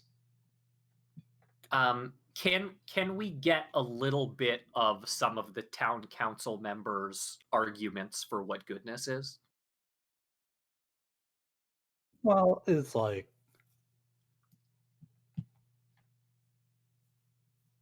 I think the surfers are like, goodness is when the wave goes like whoosh, and like whoosh, over top, and you're like whoosh, into the middle, you know?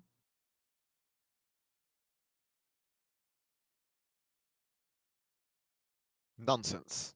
Good is being able to sleep at night without all of those flips making so much noise.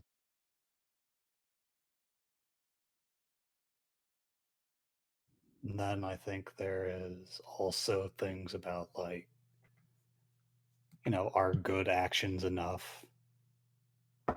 Like, how can you counteract? Like, is it enough to, like,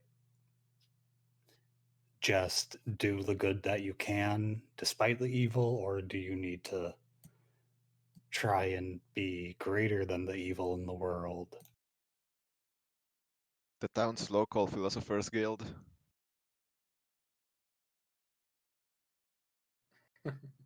There's nothing more evil than a closed beach, closed by a corrupt mayor. I think the mayor's like, well, hang on. First, we need to define, like what really is goodness. Hmm. You know, the dictionary says, and I think at that point, Morning Elijah's like, okay, let's go. They're going to be there a while. Yeah. Sunbury is happy to follow. Okay. I am going to I'm going to gift I'm gonna gift Morning Light Yaroon, the warm and fuzzy feeling.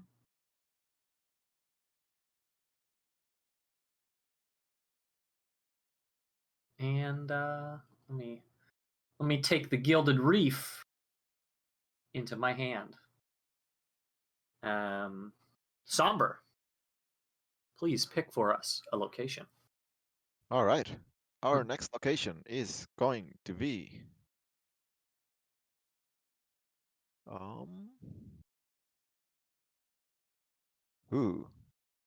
it is God's Fall Canyon, the Slayer's Sword. One over.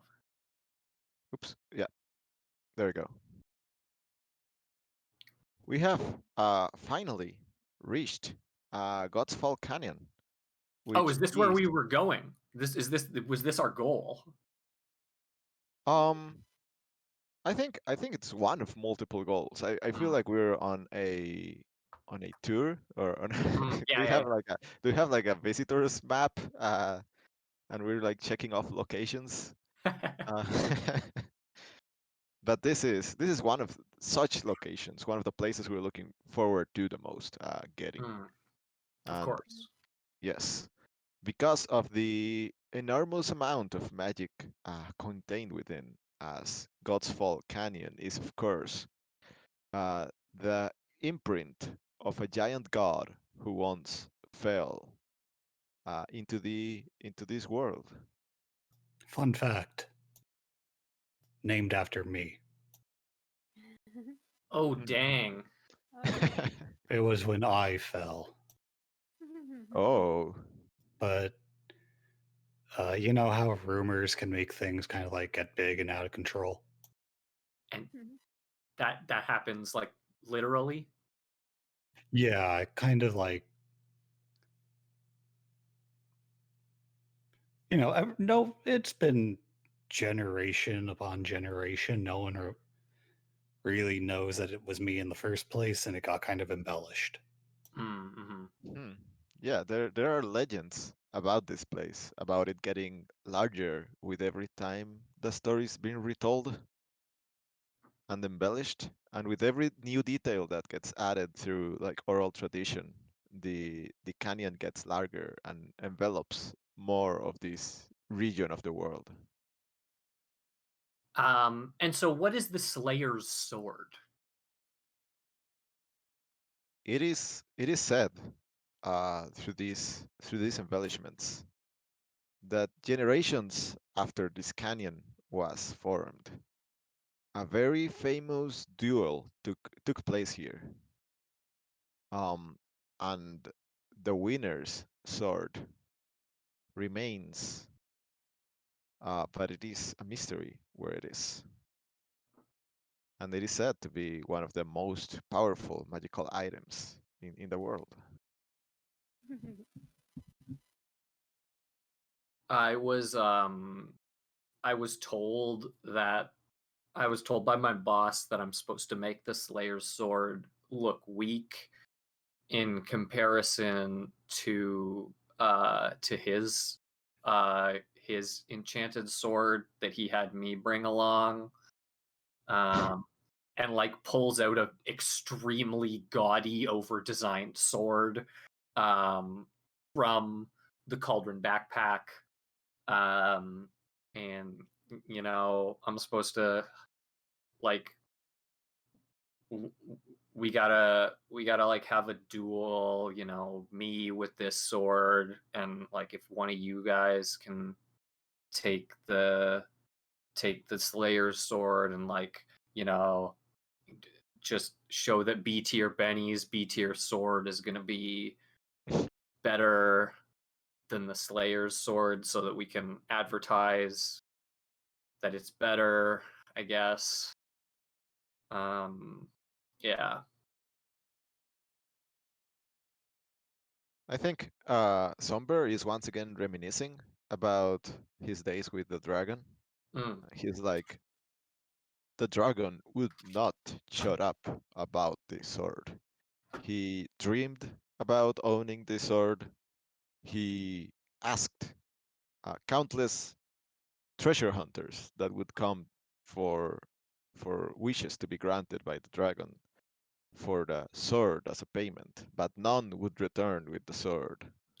He wished for it like no other treasure, and I would like to find it and make it my own, so I could show that dragon how he taking me for granted was such a mistake.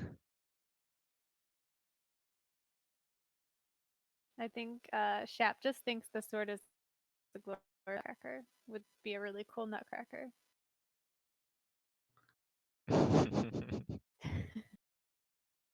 Morning. Do you know where to find this sword? Nope, and I don't like it here. Brings up too many bad memories.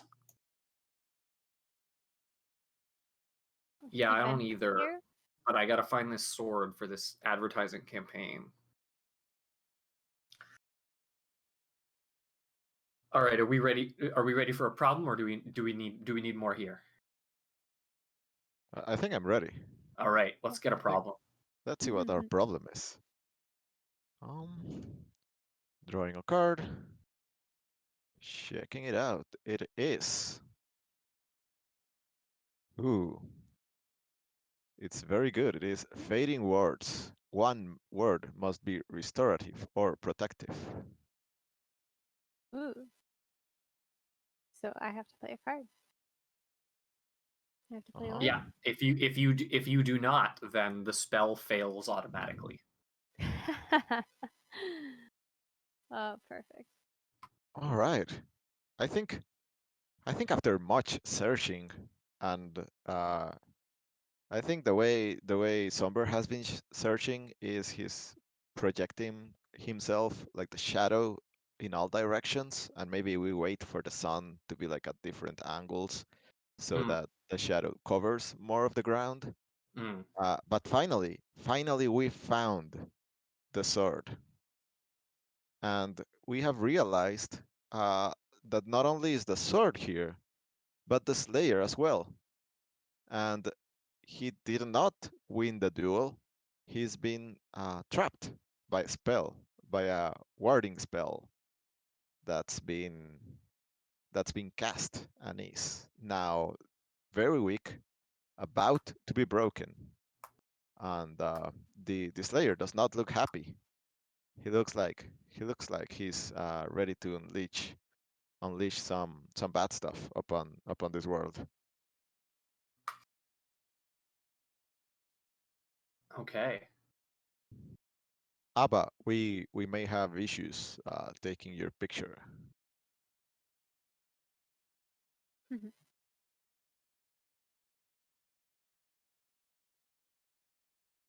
All right. Do we have words to contribute here?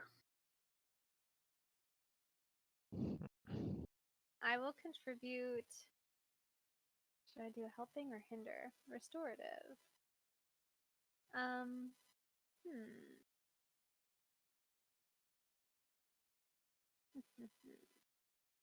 I know the word, so I'll put it out here, is easer. Where did it go? It didn't go out. Go. Be free card. Okay. Easer. Is that my spot? Okay. Is muscle buff for 5 minutes.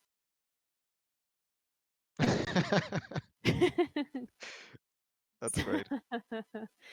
Muscle buff for 5 minutes? Yep, muscle buff.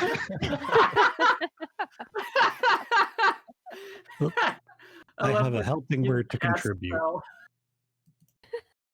The word I'm contributing is Hekato. It means big.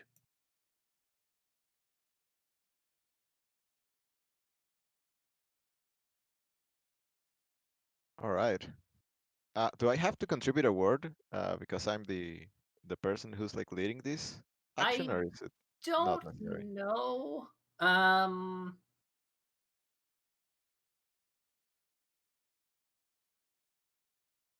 I don't think you do, but you are the one who recites the words and describes its magic. Okay, that's fair. I I think I'm gonna abstain from this one. I can't see any use for my words that wouldn't be Oh. hindering. Okay. Well, I'm going to hinder. Oh, okay. Because ABBA is contractually obligated to duel the Slayer with B tier Benny's B tier sword, and nothing would be more dramatic, as B tier Benny, famous wizard, would say, than a duel in a torrential downpour. Agree. All right. Let's see what happens then. I'm gonna roll 2d6. Ooh. All Oh, right. So It's I think it that makes it a succeeds. We don't need necessary. a we Yeah. don't need you should roll the 1d4 just in case it rolls a 4 so that Cole and I donate more. yeah. Okay. Oh, Ah, you know, 1 is almost like a 4. I feel like that should count anyway. Anyway, I feel like this goes really well. Um, so, what did Hikaru mean again? big. Big. Big. All right. So, what's gonna happen here is the legendary Slayer is going to get a 5-minute muscle buff, uh, which has a surprising effect on him because he was already he was pretty intimidating. He had very very robust musculature, but this is definitely like helping him break through the ward faster. And you can also see a faint aura around him because he's starting to grow and effectively outgrowing the ward or the field that was surrounding him and preventing him from moving. So what's gonna happen is you can see the cracks forming around this protective field, and he effectively breaks out. He breaks out. He grows to an unimaginable size.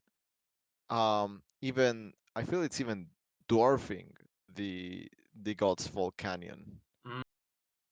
And the God's Fall Canyon begins. I think the God's Fall Canyon begins turning smaller as a second myth has been created or has been born here, that of the giant Slayer. And people in the distance start noticing him, start distributing the news and telling stories and making up embellishments like it happened to the canyon originally.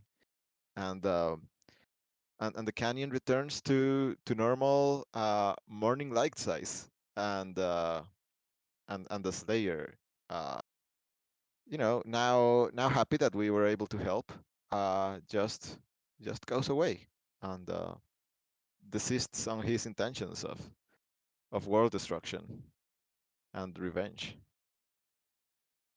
I don't know if anyone wants to add anything or if anyone has questions. Abba says, so when we tell this story, just say like, my sword did that. Just like if you're talking to my boss,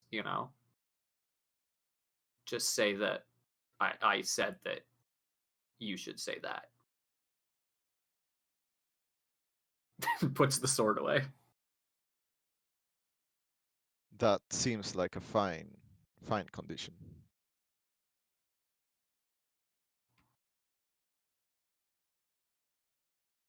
Is that bad?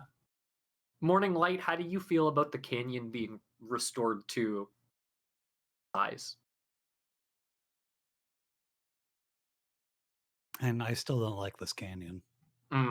Fair. It's a very small canyon now. All right, the gifting of words. Oh yeah. I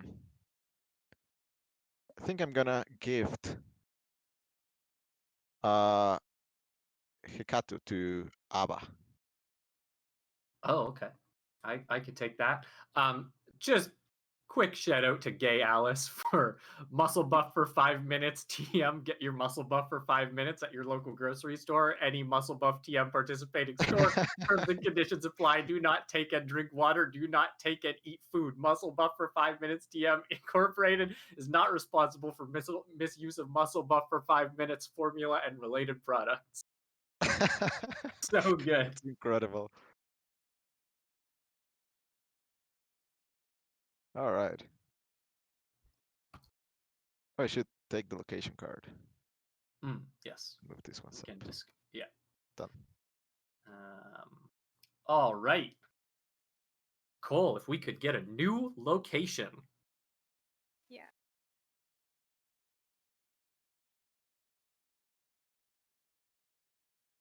Location says Shores of Terror. What you hope not to find. Oh dear. Shores of Terror. What you hope not to find. Oh, that's a lot. That's a whole lot.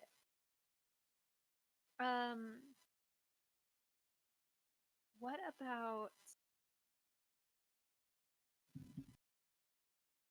are we still in this beach town, or this could be a different place as well? But I kind of like the beach town, generally speaking. Mm-hmm. What if this is a specific beach town shop that we've entered? That is like a shop of horrors type shop. Oh, yes. Kind of carnival circus shop of horrors. Yeah. And when we enter, we can't leave right away. We just, there's this idea that we can't get out. Like, we're in there now. And I do think it's just filled to the brim with things we don't want to find. Like, can be like anything, really.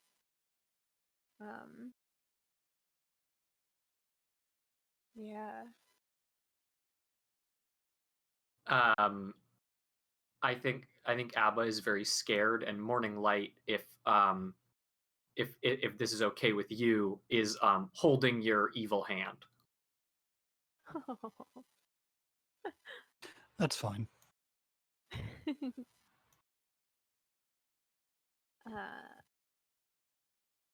Chef is kind of touching things.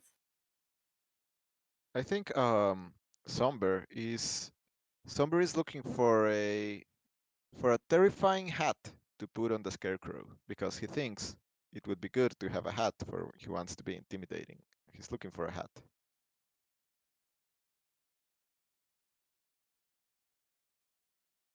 I think everything that Shep picks up is like broken or not quite what they're looking for. There's always something that is unsettling within each like knickknack or book or whatever that they pick up. Master B tier Benny asked me to find the manager of this shop to try to see if they sell the sword. Can somebody help me find them? Yeah, they're probably in the back. Do you think they're in the back? Oh, the back looks extra scary. You know what they put in the back, right? No. What did they put in the back? Morning Light, you told me once, but I don't remember. What is it that they put in the back? I don't know. I tell you a lot of things. Is it a bear? Is it like a curse? Oh, yeah, I mean, that's it. what is it? The capitalism bear. The what? No. You know, the capitalism bear. The capitalism bear. That's the one. Somber drops the hat immediately. Oh no. It just can't stop putting our only value on our labor. The workshop of horrors. Oh no. I don't want to go back there then. But that...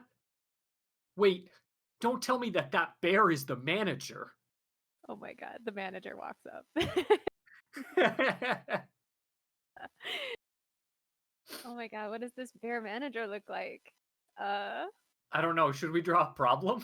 We should probably draw a problem and that might help, yeah. All right. Alright, let me draw a problem card. Where is it? There we go. Decaying reality. The last spell is repeated. If the spell fails, all words are lost. Oh my god. The last spell is repeated. So that means all the ones from before we just did, right? Yeah, so that Muscle was... buff and big and And Drie. So pouring rain, big, and muscle buff for 5 minutes. Oh no. Oh my god. We That's do our take problem? the muscle buff. Yes. Oh my god. Um, Oh no. Yeah, maybe it's something that like maybe I've touched something like a magical Rubik's cube and it rewinds our spell time in time and causes it to cast again in the shop, all right. So that's which is a problem. uh-huh. Um, can you describe for us what the manager looks like also? This capitalism bear. Mm. Oh, the capitalism bear is the manager, as predicted. Sure. I mean it could be. Or maybe like yeah, it could be like the capitalism bear could just be like a statue of a bear that is like running numbers like constantly and you have to like it's kind of one of those gimmicks where a shop will set up like pay this money and you can whatever with the capitalism bear and you'll get a stamp card or you can be entered in to win prizes and or even just like good fortune in business. So the manager can be someone else. Okay. Anyone have a good idea for what this manager looks like?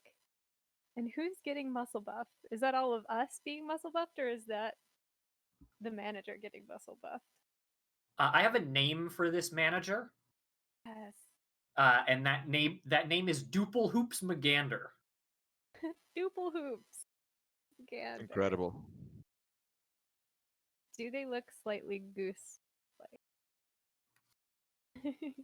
Slightly goose-like, did you say? Mm-hmm. Yeah, sure. Perfect. I'm not going so far as to say they are a goose, but there's something goose-like about them. Mm-hmm. Maybe big suit, pocket watches, lots of TVs. I feel like this whole like every corner has a big box TV, like on just like on wooden planks that have been like drove into the wall. So we're surrounded by like commercials, like different commercials are playing on every TV. Was Hikato big? Which one was big again? Yep. Hekato. Hikato was big? Okay, sorry. All right. So yeah, we need to re-roll the old spell. To re-roll that old spell, we do. That was two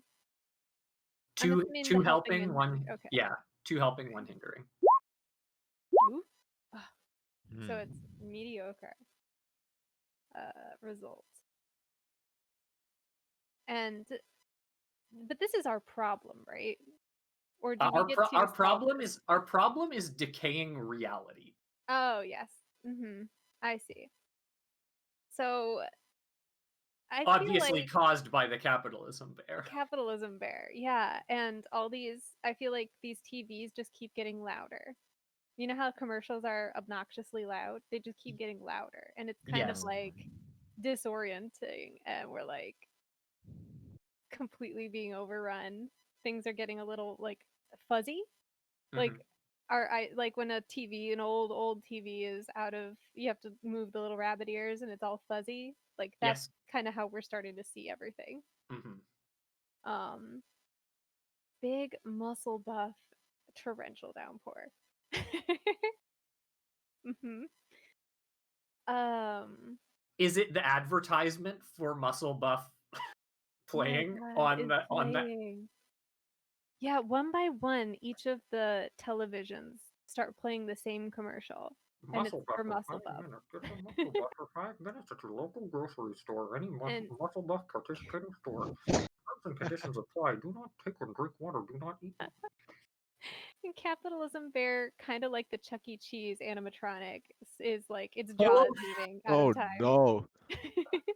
Oh my god! uh, so who's getting big? Is this manager getting big? What if this manager is laughing and getting bigger? Um, this is Uh, maybe a how problem did though. how does the torrential downpour manifest? So this torrential downpour is, oh my goodness. Oh my goodness. What if it is just like flooding? We're just, everything in the shop is now floating. Um, Is the water maybe coming from the TVs? yeah, that we could definitely have that be happening. Just like as soon as the Muscle Buff commercials are playing and the TVs are leaking and the walls are the ceiling is leaking, and it's just become a complete nightmare in here. Where it's starting to flood. The manager is gigantic. um, Muscle Buff is on TV. And I want to say this kind of like doesn't quite work. Like we're all a bit. I would imagine that we're. I know at least Shap is very like, oh my god, what has happened? This is atrocious. And maybe just like the pressure builds up and a window breaks and Yeah. it like breaks the curse, and we're just all every us and a lot of the different trinkets are like spilled out onto the road Mhm. as we're like gasping for air. But we're Okay. out. Now it says here the last spell is repeated if the spell fails, all words are lost. Do you consider this spell to be a failure and all these words are lost? Kind of. Okay. I don't think that that was a very good situation for us. I mean, we did get out, No. but like we didn't get out in a good way. Yeah. I say I'm okay with that. I think we can lose all these words. Them all. Goodbye, all the words. Mm-hmm. Uh, and I think Shap just gets up and is like, can we be more careful about what shops we go into in the future? Yeah, We for need like sure. a scout. Mm-hmm. Somber goes of all the foes that my old dragon opposed, I think none would match the terror of the capitalism bear. Whew. Never taking muscle buff again.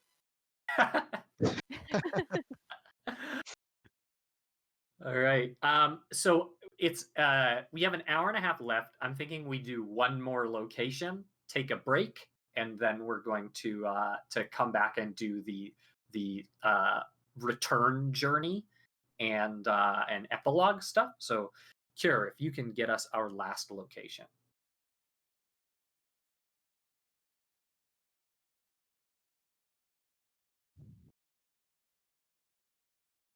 The Crystal Woods. Pieces of the past. Hmm. Ah, So, crystal. of course, all the trees are, crystalline, bejeweled. Just a bunch of people named Crystal. No. crystal trees. And if you like look in any of the facets of the trees, you see memories, but you don't necessarily see the memories you want to, just whatever the tree shows you. Ooh. Oof. May I ask what drew us into the woods? What it is this to try to get to a particular place, or was it one of the stops on our tour, or were we drawn in there by its own magic? Something like, yeah. I think it was the point of the tour.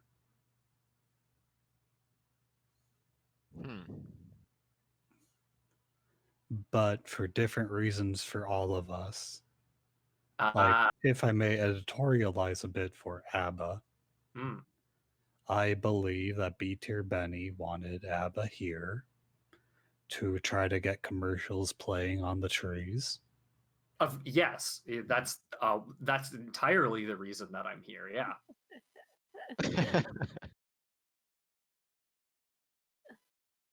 Like have customer testimonials just playing on the trees.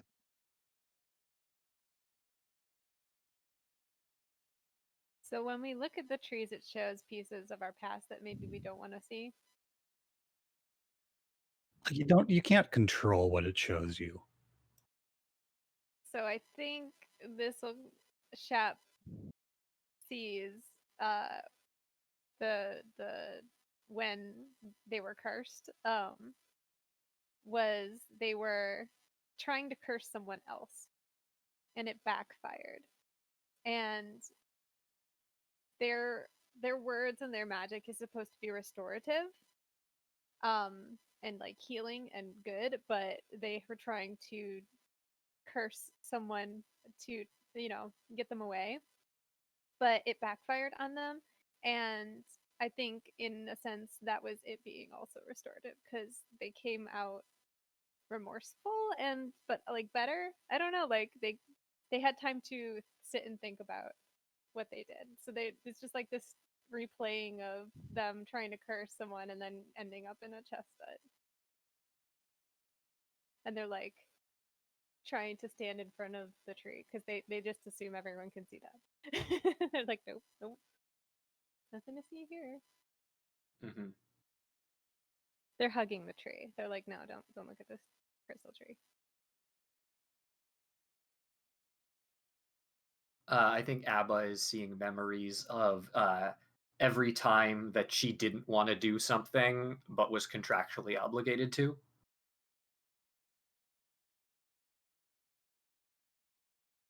Daily. Yeah. It's just a playback of different different versions of the Alaka sales at the Alaka Mall jingle. Different iterations on that. I think Somber sees two different things. The first thing he sees is he remembers, or he sees the moment when he gained consciousness as a shadow, and that happened because the dragon accumulated so much magic that even his shadow became magic, and that's when he like learned about himself. The second thing he sees is I don't know if it's been a couple days by now, but the moment when we were in the Castle of Echoes and Morning Light canceled the song. That's what he sees.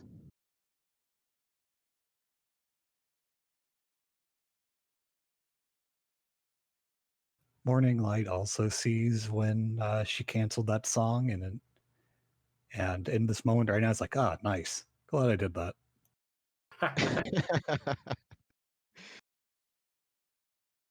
Tight. All right.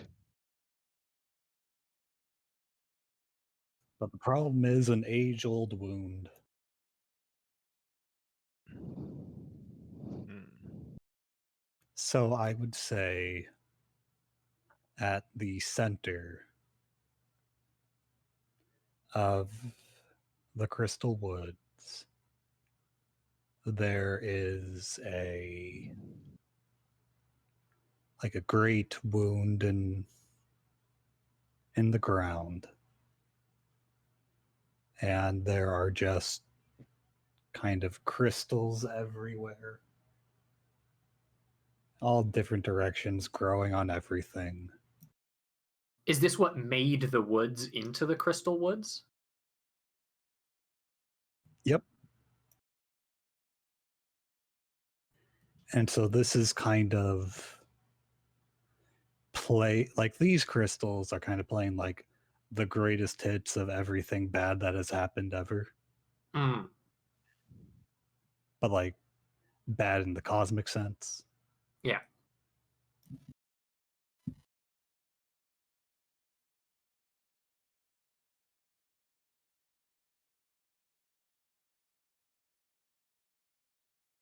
And so,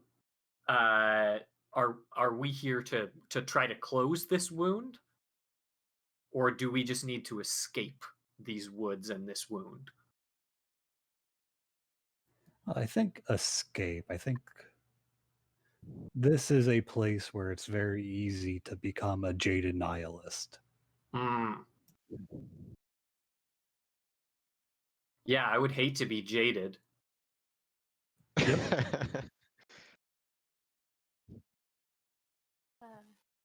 I think I have a word for that. But I don't know if we're in the word phase. Are we? Yeah. I have a word as well. What as the person whose turn it is, why don't you lead us off? Yeah. I am playing Calum. The moment when you forget what you walked into a room for. Oh no. Ooh. Oof.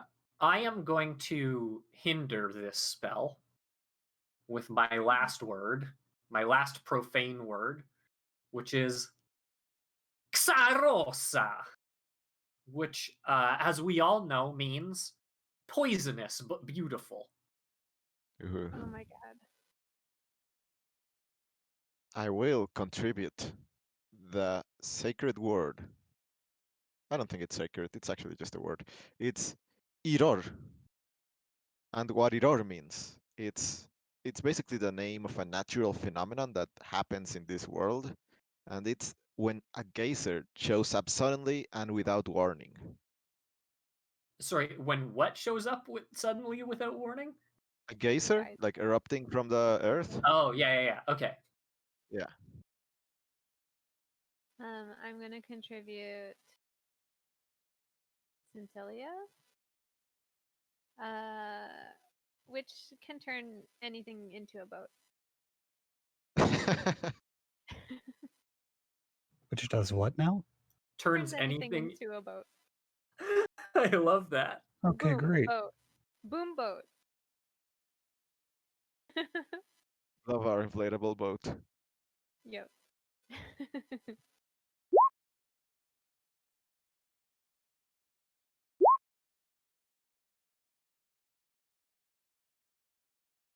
Okay, mixed success. Mm-hmm.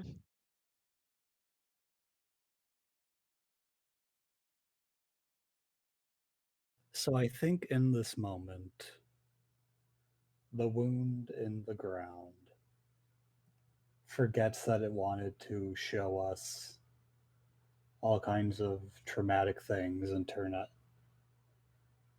And we can take this moment to escape. And a geyser of pure poison issues forth from the ground. But we have a boat.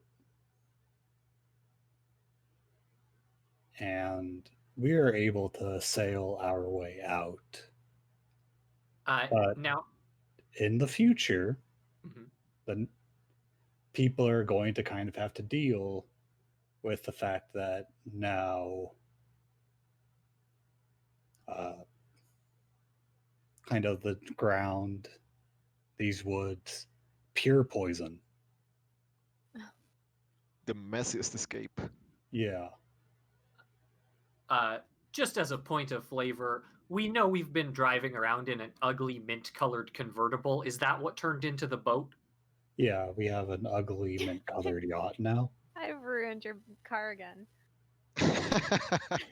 You will not be getting the security deposit back. Yeah, Sephiroth of Car course. Destroyer. Yeah, just the heaviest sigh from ABBA. And These are the Yeah. burdens we must carry Like, the sometimes. Shout mint- out to Gay Gay Alice, Alice. Gay Alice in the chat says, it is a convertible. It converted. Yeah. Perfect. like the mint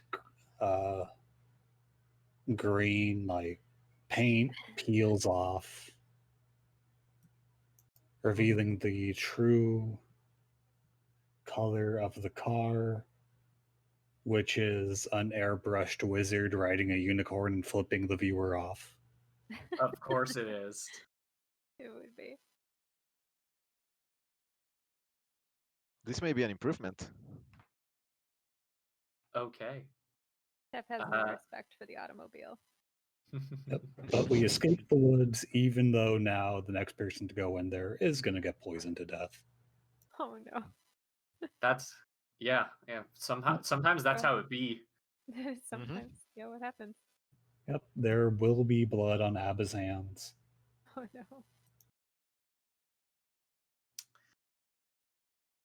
Damn. All right. Damn.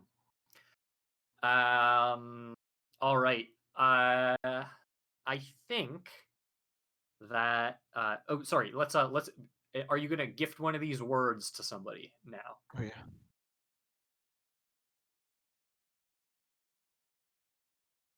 I think I want Abba to sit with Zerosa and just Yep. the toxicity she brought into this world. Dang. All right. Wow. All right. So normally, in a game of spoken magic where you are not limited by the by time, then you would end the game once everybody no longer has words. And or once any given player has run out of words, because we are playing within a time window. What we're going to do now is take a break. We're going to come back at the top of the hour, and from there we're going to start the end game of Spoken Magic, where we revisit all of the locations that we went to before. So everybody get up, take a stretch, go to the bathroom if you have to, do whatever, and we will be back at the top of the hour to continue this. All right. Thank you, everybody. Forget to donate. Mm-hmm. Yeah, go donate.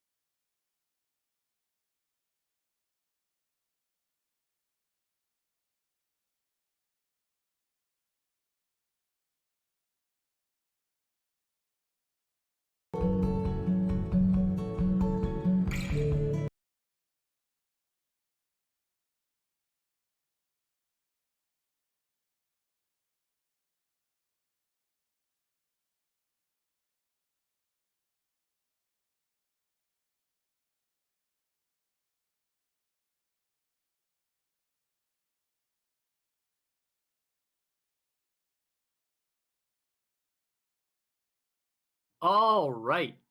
So we are back with the Roll Plus Bond second anniversary charity marathon live stream. As a reminder, we are raising money for the Native American Rights Fund, who you can find more about at narf.org and help them by donating at donate.rollplusbond.com. You can type !donate in the chat to get those links. Cole, do we have any donations to be read? Yes, we do.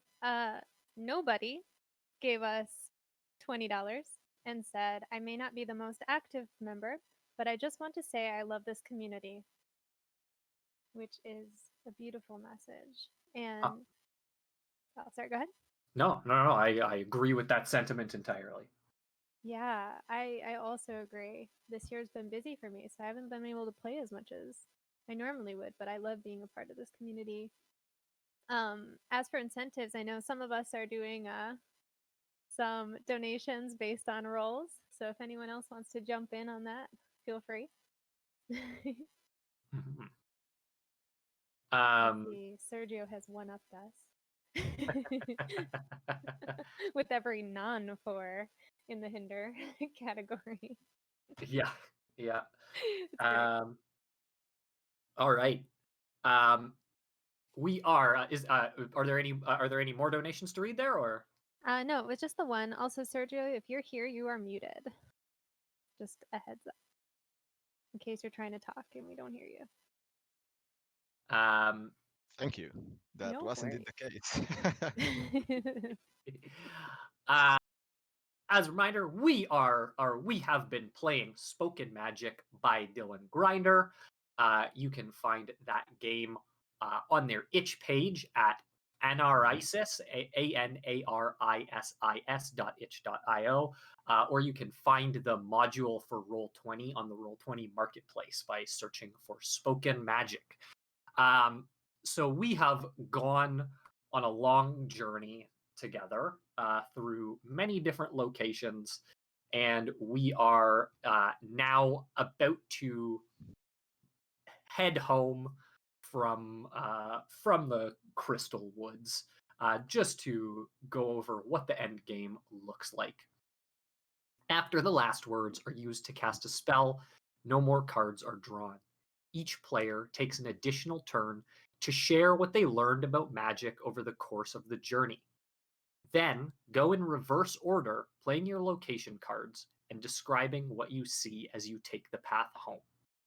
When you arrive home, sit in silence, maintaining this silence while every player writes a short phrase in their handout that starts with "my words are" to indicate how their words have changed through sharing. The game is now over. So we're all just going to quickly go round and say what it is that we quickly or slowly, doesn't really matter, to say what it is that we learned about magic over the course of this journey. Does anyone want to go first here?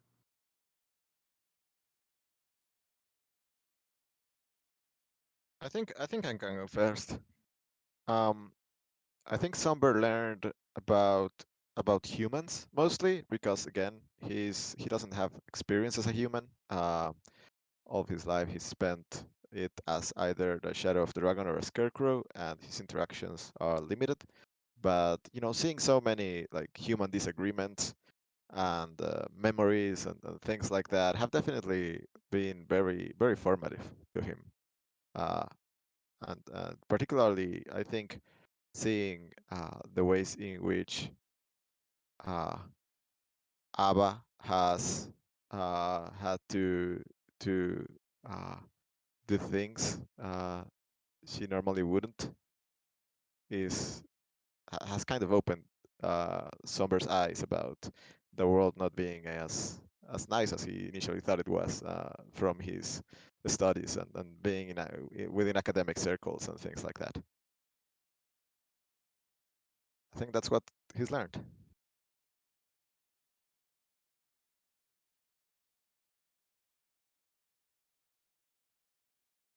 Shap, what do you think you've learned? I think Shap has learned money buys you magic. You got money, you get magic. It's like this world is full of advertisements that Shap has never seen because Shap is from a time 50 years ago, and there's a lot out there now. Seems like everyone's got magic as long as you got coin.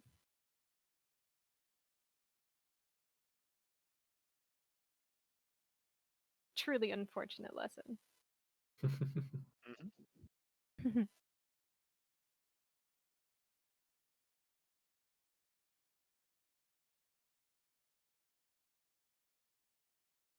I think Abba has learned that magic mostly sucks. I think Abba, whether whether or not this is actually true, thinks that magic is mostly a hindrance to people trying to go on with their normal lives, and is mostly not into it.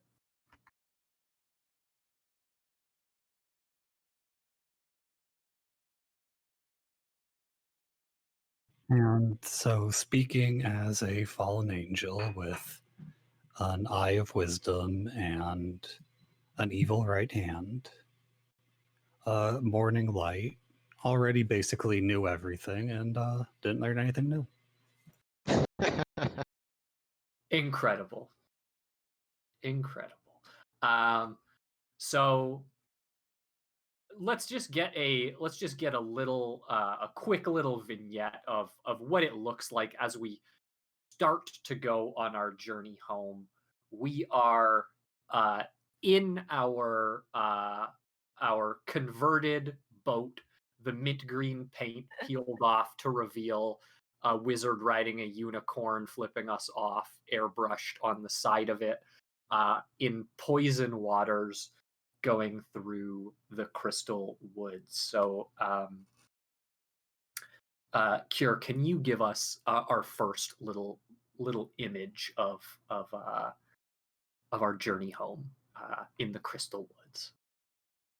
Okay, so the forest is kind of mad at us because we poisoned the ground. And as we pass by, the trees malevolently show us memories that are embarrassing or things we don't want to remember.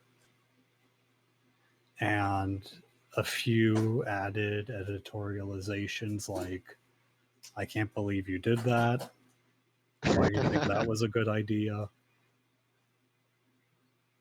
And it's really a humiliating and humbling for you three, not me. I'm fine. Yeah, But I think from the driver's seat, Abba is just like pulling the like extremely wide brim of her hat like down over her torso in order to sort of hide from these trees.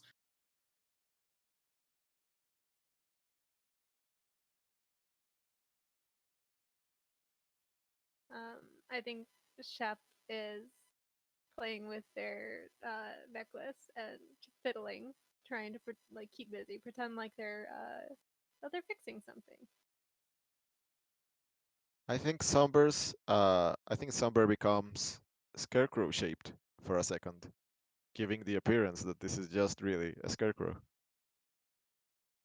Out of curiosity, when we're like driving or riding this boat, is the scarecrow just kind of propped up in the back seat and the dragon shadow is like waving in the wind behind us like a kite or something? I was wondering. Absolutely.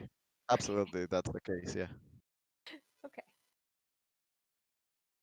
But in this moment, just scarecrow. Yeah, in this moment, no kite, shadow, just a scarecrow. Just a scarecrow.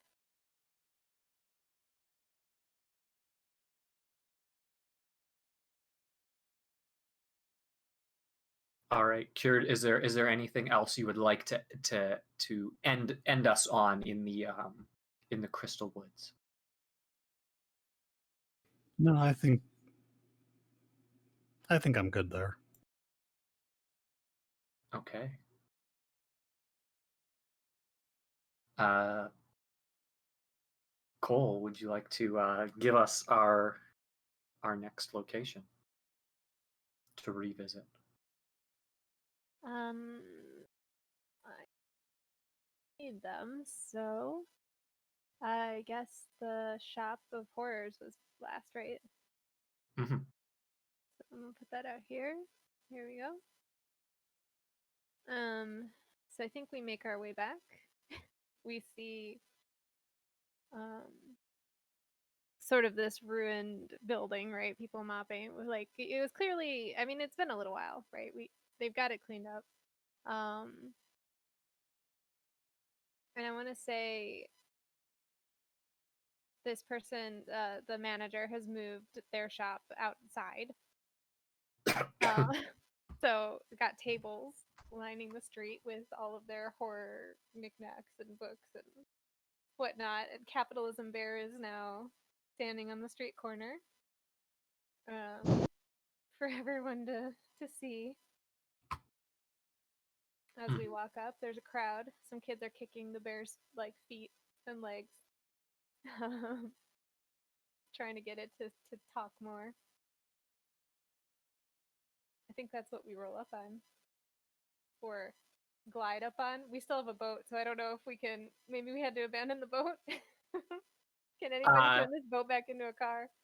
No, I think we're like dragging the boat along behind us. Oh no. Somebody slaps the boat. Yes. So.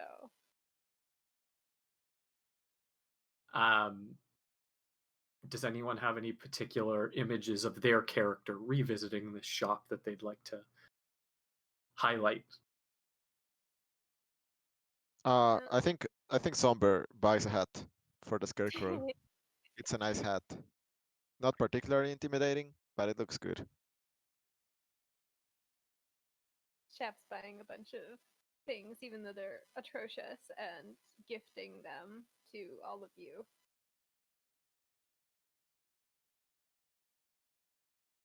Nothing is more evil than my right hand, so I am unimpressed.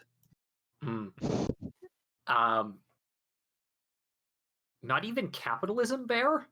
There is a lingering shot on a like bucket full of, or an umbrella stand full of like extremely cursed umbrellas, and sort of hidden inside there is B tier Benny's B tier sword, with a price tag on it that just says free.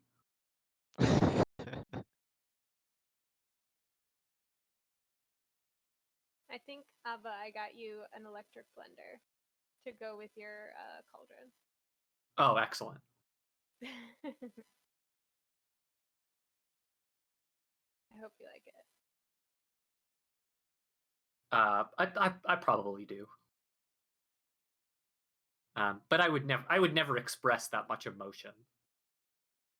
I think I got Somber like a little disco ball light up thing. It's not like a disco ball because it's wrong era, but like it shines different color lights, and I hope that it makes your shadow different colors. But I don't know if it does. You could just like mount it on your scarecrow. Yeah, I think that's great. I think the shadow does become like multicolored, like what a multicolored LED looks like, but it's a shadow. And I think Shap just looks at Morning Light and is like shrugs. Picks up like a ring that they don't know what it does and hands it to Morning Light. It's just got like a little crystal in it. With this, I can rule the world. Yeah. Perfect. All right, is that the Shores of Terror then?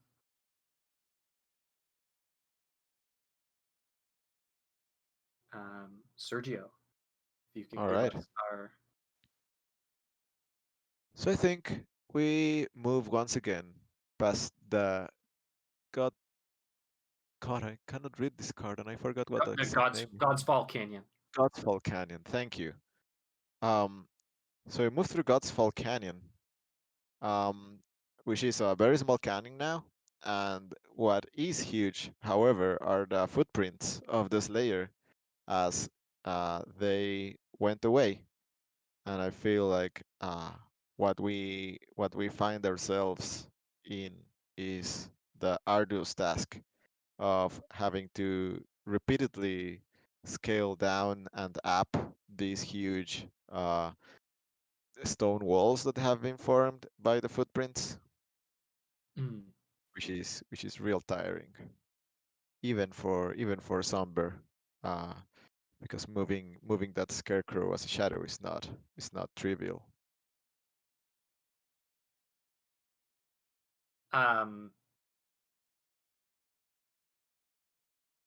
Abba is emptying all of her unsold B tier Benny merchandise into the morning light shaped hole in the ground, and begins using some of the dirt kicked up by the giant slayer to try to fill in that hole.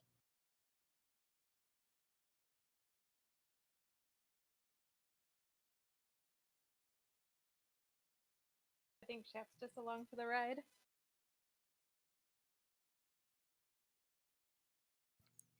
Morning Light has sprouted angel wings, one of pure white feathers and the other of black feathers, and is flying up the canyon.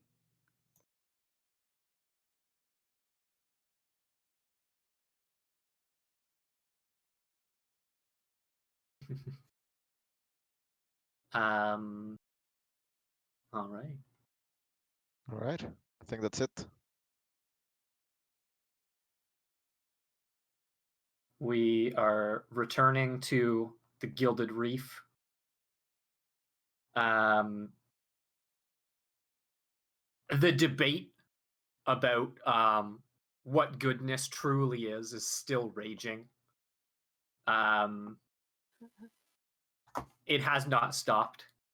I think like there are multiple people have gone to the half burned down Takeria and gotten. No, that's in mine. Yeah, I know. They've Oh.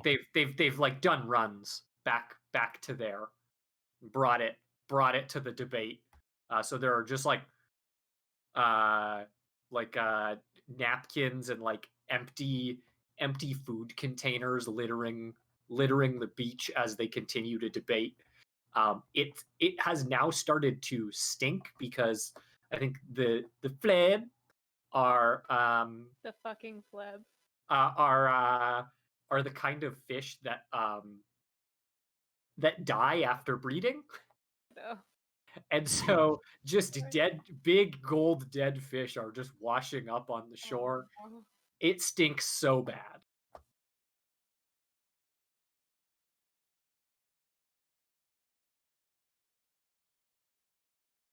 Shep staying in the car and plugging their nose.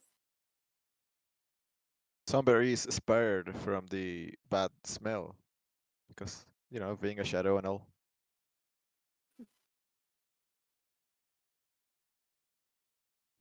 Morning Light is napping in the back seat of the boat.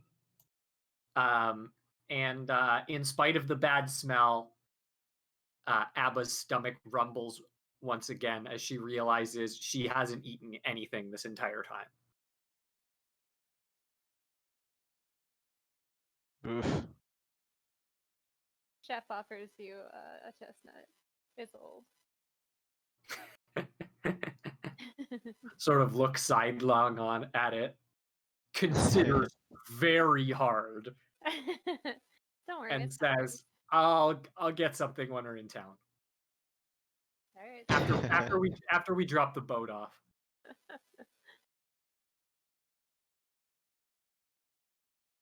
Hmm. And we get to the Diamond River, and in the wake of seeing how like tacos and the love of local institutions and food really brought people together, both the Lich and the other ones ended up making competing restaurants, and now they're fighting on that front. So now there are dance battling chefs everywhere.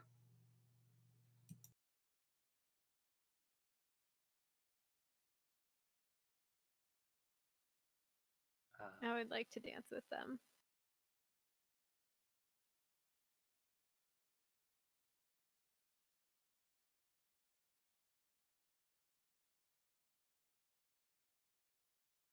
Abba is eating some of their food while looking at a like a comically long invoice for the car rental that's now a boat.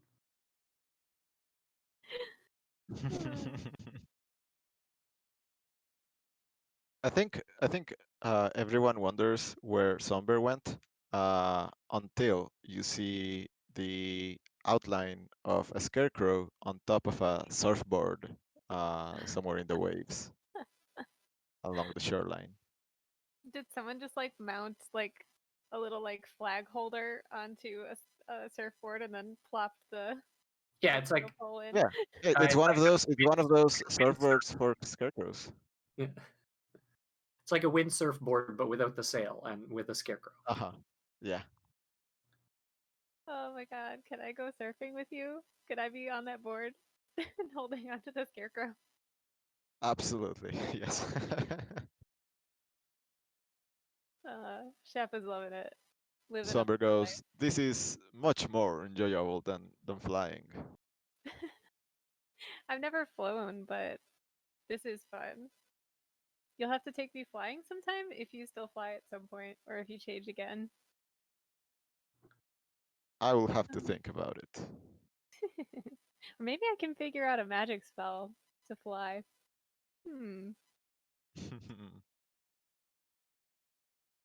And using her right eye of wisdom, Morning Light knows which restaurant's food is objectively better, or like objectively the best, but telling everyone only makes a fight break out.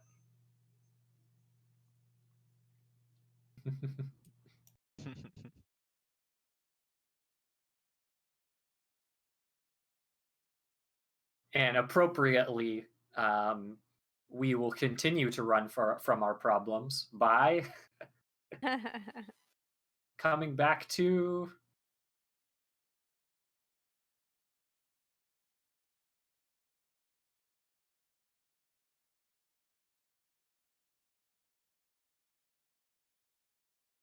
Cole. Yeah. That's me. Okay, sorry. Clicking, dragging. The whispering, what was it? Fjord. Whispering Fjord. A secret revealed. How do we get back? Do we emerge from this viscous water? Did we have to dig a hole? Or find a portal again? I don't know. Is the cure is the portal back to the viscous water of the Whispering Fjord still on Main Street, or do we have to? Yep, still on Main Street. All right. So yeah, I think we go through the portal. We end up back in this viscous jelly water. And I imagine our ferry's probably still sitting there. A little bit dirty. There might be like one of the mountain goats has managed to get in the boat in the car. You know, it's chewing on the seats. Climb aboard. I think it's kind of nice because some of the whispers every now and then are whispers from all the places we just went back through. So it's kind of like old friends, right? It's more familiar than it was when we first got here. Still mixed in with other sounds, other places, but that's kind of exciting in and of itself. Like more places to see, more people to meet.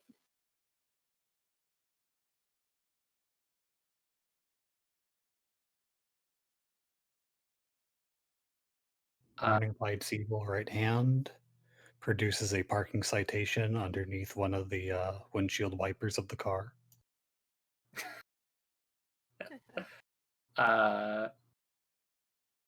Abba takes it and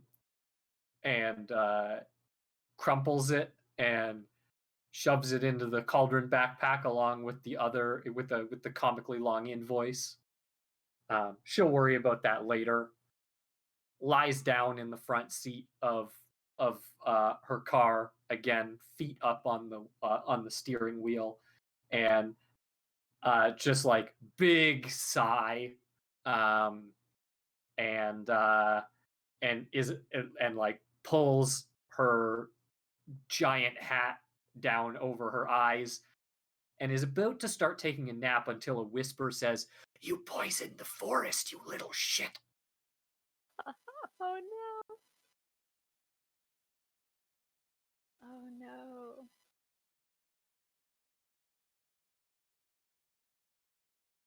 Poor Abba. Poor Abba. I like Abba. The goat starts nibbling on your hat. Yeah, there's so many feathers on that hat to nibble on. They look so grassy. We just got a goat now.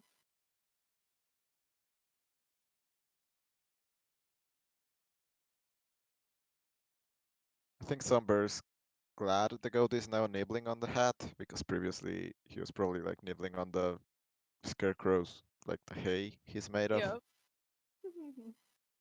It's nice to get that brief respite.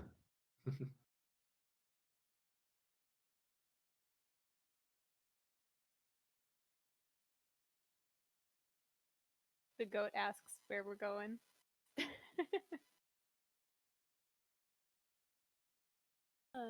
Where are we going? Sergio, if you would like to place Uh-huh. We are going back through the Sorcerer's Pass, Ooh. where most conflict has been dissolved. It's now business as usual. People are carrying on with their businesses. The great Gargantua Bodega merger has successfully finished, and it's now a big uh, magical items conglomerate that is just selling rare magical artifacts and potion ingredients and things like that. There are also plenty of academics around here, just debating, nothing too serious, just theory crafting about magic, both the game and the actual magic. And do you mean the card game Sorcery: The Togethering? yes, that one, Sorcering the Togethering. And most importantly, I think the river's water has been turned into this orange fizzy drink that is both refreshing and tasty, and everyone enjoys it. It's turning the place into a big selling point for this sorcery pass, sorcerer's pass, and it's fun. It's a good place. It's likely more expensive than when we went first, because things, prices have been driving up because of the merger. But other than that, it's okay. It's fine.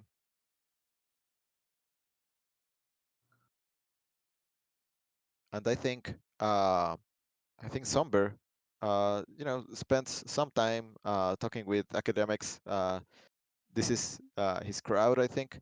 So he spent some time like debating and talking and playing some sorcery that togethering with them.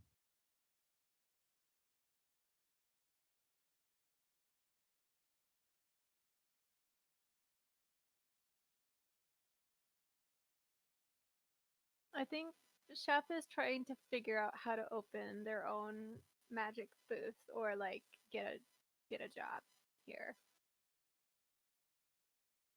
Like at least temporarily.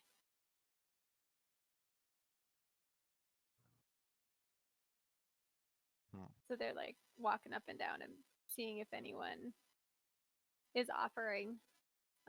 They probably won't be staying for long, and they make that clear. Unless the job is something that you can travel for, in which case they'll go hunt for ingredients or something. But Yeah, like they're trying to set up a stall. Mm-hmm.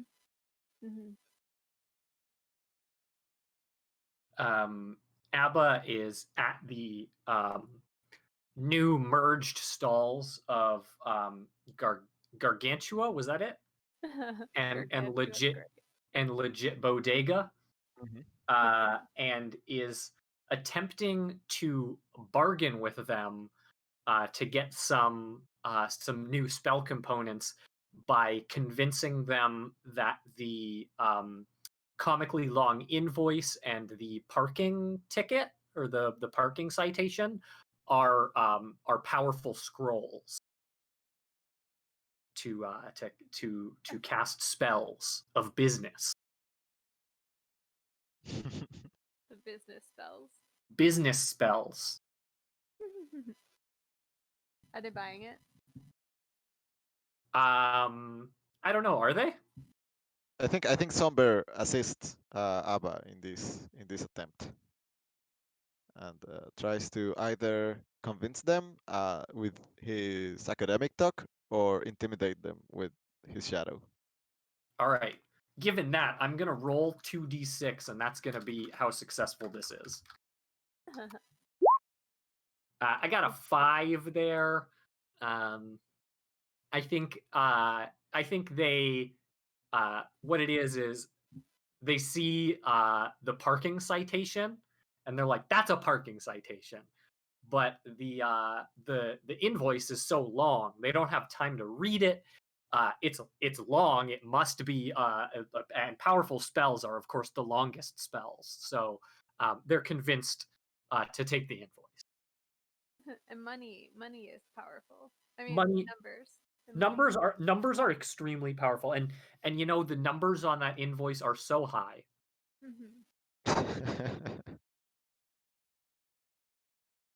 Yep, any spell that's got numbers is very powerful. Just ask muscle buff 5 minutes. Muscle buff for 5 minutes. Exactly. Gotta put the 5 in there.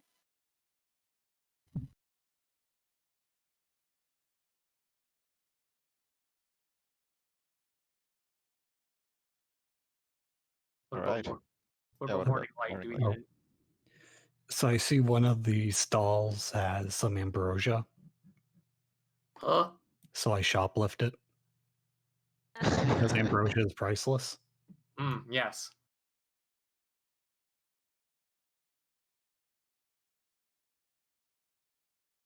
I looked up ambrosia and I saw that like people make what's called ambrosia salad, which is just like marshmallows and fruit.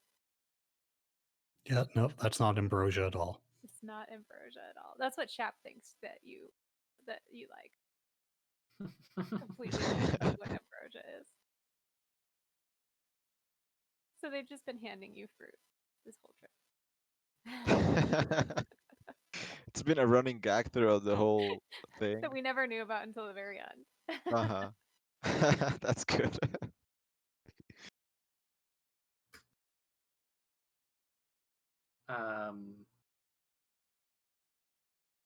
And finally, we return to the Castle of Echoes.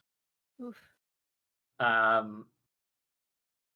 What's one thing that that as we pass through the Castle of Echoes that we each hear echoed loudly by one of the monks that walk behind you and repeat loudly.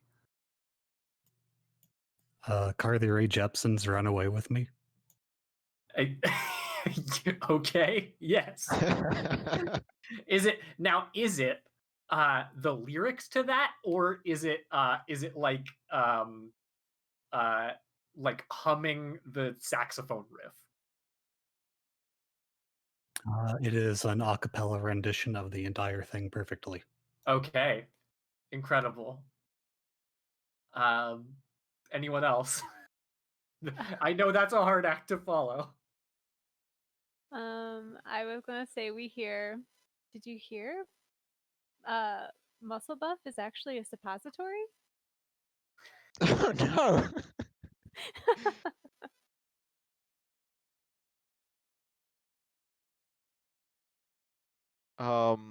I think. Let me think for a second. I think Somber hears a whisper of a group of people from the. Was it the Golden Reef where we were? The Gilded Reef, yeah. The Gilded Reef. Yeah, people from the Gilded Reef from that heated meeting on the like nature of goodness have been like they formed their own school of thought, and they have been spreading it around the world. And I think Somber hears some whispers of people discussing like unionization and things like that. And I think as we leave, we get a final thing echoed from one Abba Kababa that just says that's just honestly fuck wizards. Honestly, fuck wizards. Somebody says. Shouts behind you. Yeah. So now we're going to go and we're going to say how our words have changed. We're gonna sit in silence for a minute. We're gonna think on it, and then we're gonna talk about how our words have changed. Do they have to change to one of the other types of cards, or we just? No, you can come up with whatever it is that you want. I want to shout out Sergio with the surfing scarecrow in our Discord chat that nobody can see. It's really good though. I just wanted to mention it. We'll have to add it to the Twitter. The reference. Do you want to just drop it into the Roll20 and I can size that up for everybody? I don't know that we can actually drop images, but I think. Oh no, I don't think I can drop images. I think only the. I will do this. The people need to see. Yeah. It's just great.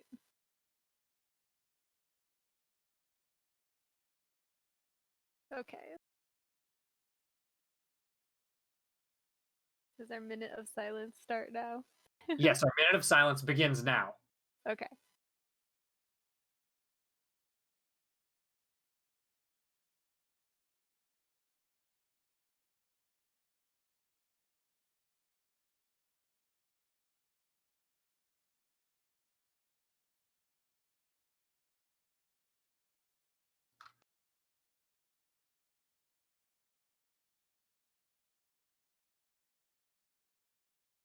It's a great picture.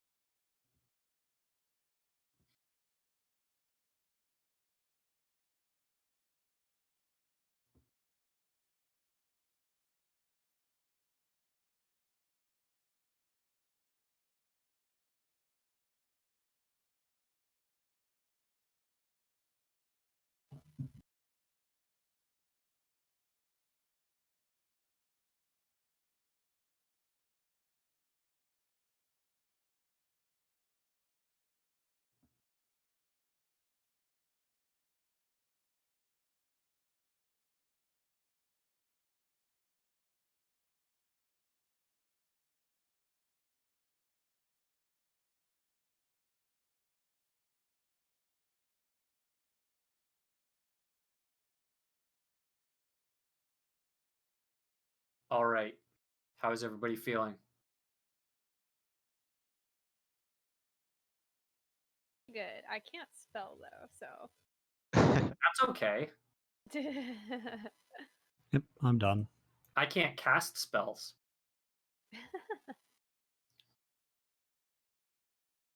Start this word from scratch. Here we go. If only it wasn't super tiny.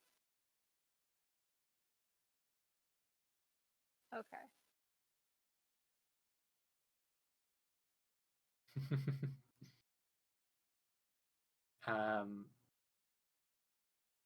All right. Sergio, how you feeling Oh, about yeah, mine are ready. it? Okay, great. I just haven't typed it up. All right. So we'll go across. I'll start. Abacababa quits her job working for BT or Benny. She now hates wizards. She never casts a spell again. Her words are radicalized against wizards because they're assholes. And I think begins working to form a student union to ensure that to ensure fair contracts between wizard interns and their the master wizards.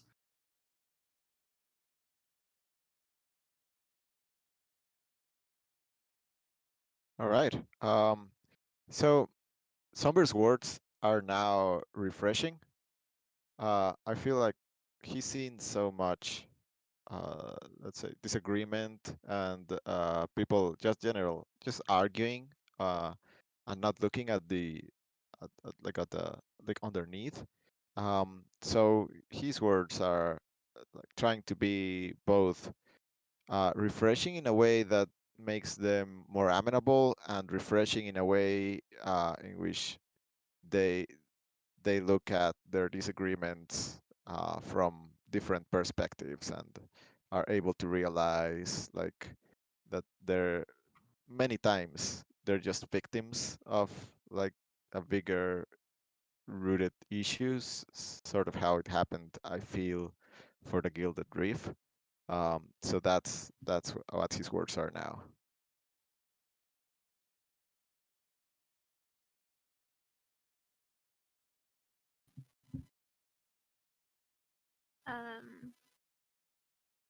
So I think Shep does get a work as like a bits and bobs and baubles and knickknacks collector and works to like both travel and find those things, but also transform them into things that more people would want, or make it like old timey Etsy shop stuff. So pulling in multiple things and transforming them into other things that can be sold for a higher price. So my words are profitably transformative. Mm-hmm. They're flipping objects. They're flipping magical objects, basically. All right.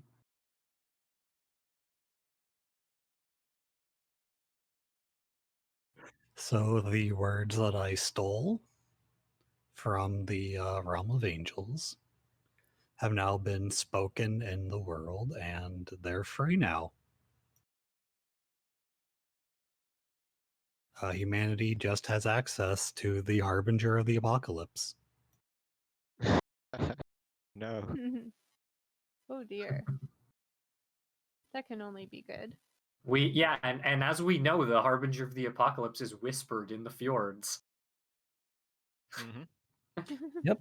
So my words are free in the world, doing whatever destruction they please. Great. Love it. As it was meant to be. Well, thank you to all of my players. This has been Spoken Magic. This was a lot of fun. If people watching would like to find you on the internet, where can they find you? Sergio. Sure. They can find me on Twitter at Fireblend, where they can not look at much. I just post random stuff I consume from time to time, but they are free to do so. And I'm also Fireblend on the Discord in case you're part of this community. Cool. Hey, yeah, I'm Cole. We got one more donation I'll read, which because it's from my girlfriend, for 15 bucks, and it says, "This has been a very fun game to watch. You can find me if you'd like on Twitter at the most magical. I was also in a small 8-episode what is that called? What are the Actual things? play? Yes, thank you. I'm like, what is the thing that we all listen to that we're all fans of? Oh yeah, actual play. Called Flight of Magic, which you can find on Spotify and other places. So feel free to check that out. I'll drop a link in the chat. And Cure.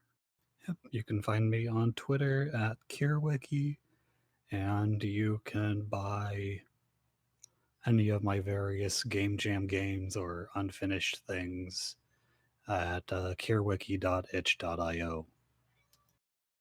Wonderful. I have been Cy Sweetman. You can find me on Twitter at Cy Sweetman, where I do art and things. And you can find the game Spoken Magic again at anarisis.itch.io. That's anarisis.itch.io. Or find the module on the Roll20 Marketplace by searching for Spoken Magic. As a reminder, this event is to raise money for the Native American Rights Fund, which you can find out more about at narf.org. Thank you all so much for playing. This was great. The next game on our list on this last day of the marathon is A Life Preserved. So that will be coming up in about 10 minutes. Thank you, everybody, so much. Thank you. This was a lot of fun. Yeah, this was loads of fun. It looks like our final count was 4 for non-4s and 2 for 4s rolled on Hinder. So we'll be donating soon. I think I'm gonna up my donation from $5 per 4 to 50. So Shadows are notoriously bad at counting at math, so I think yeah, the number may have gone up for a bit. Okay.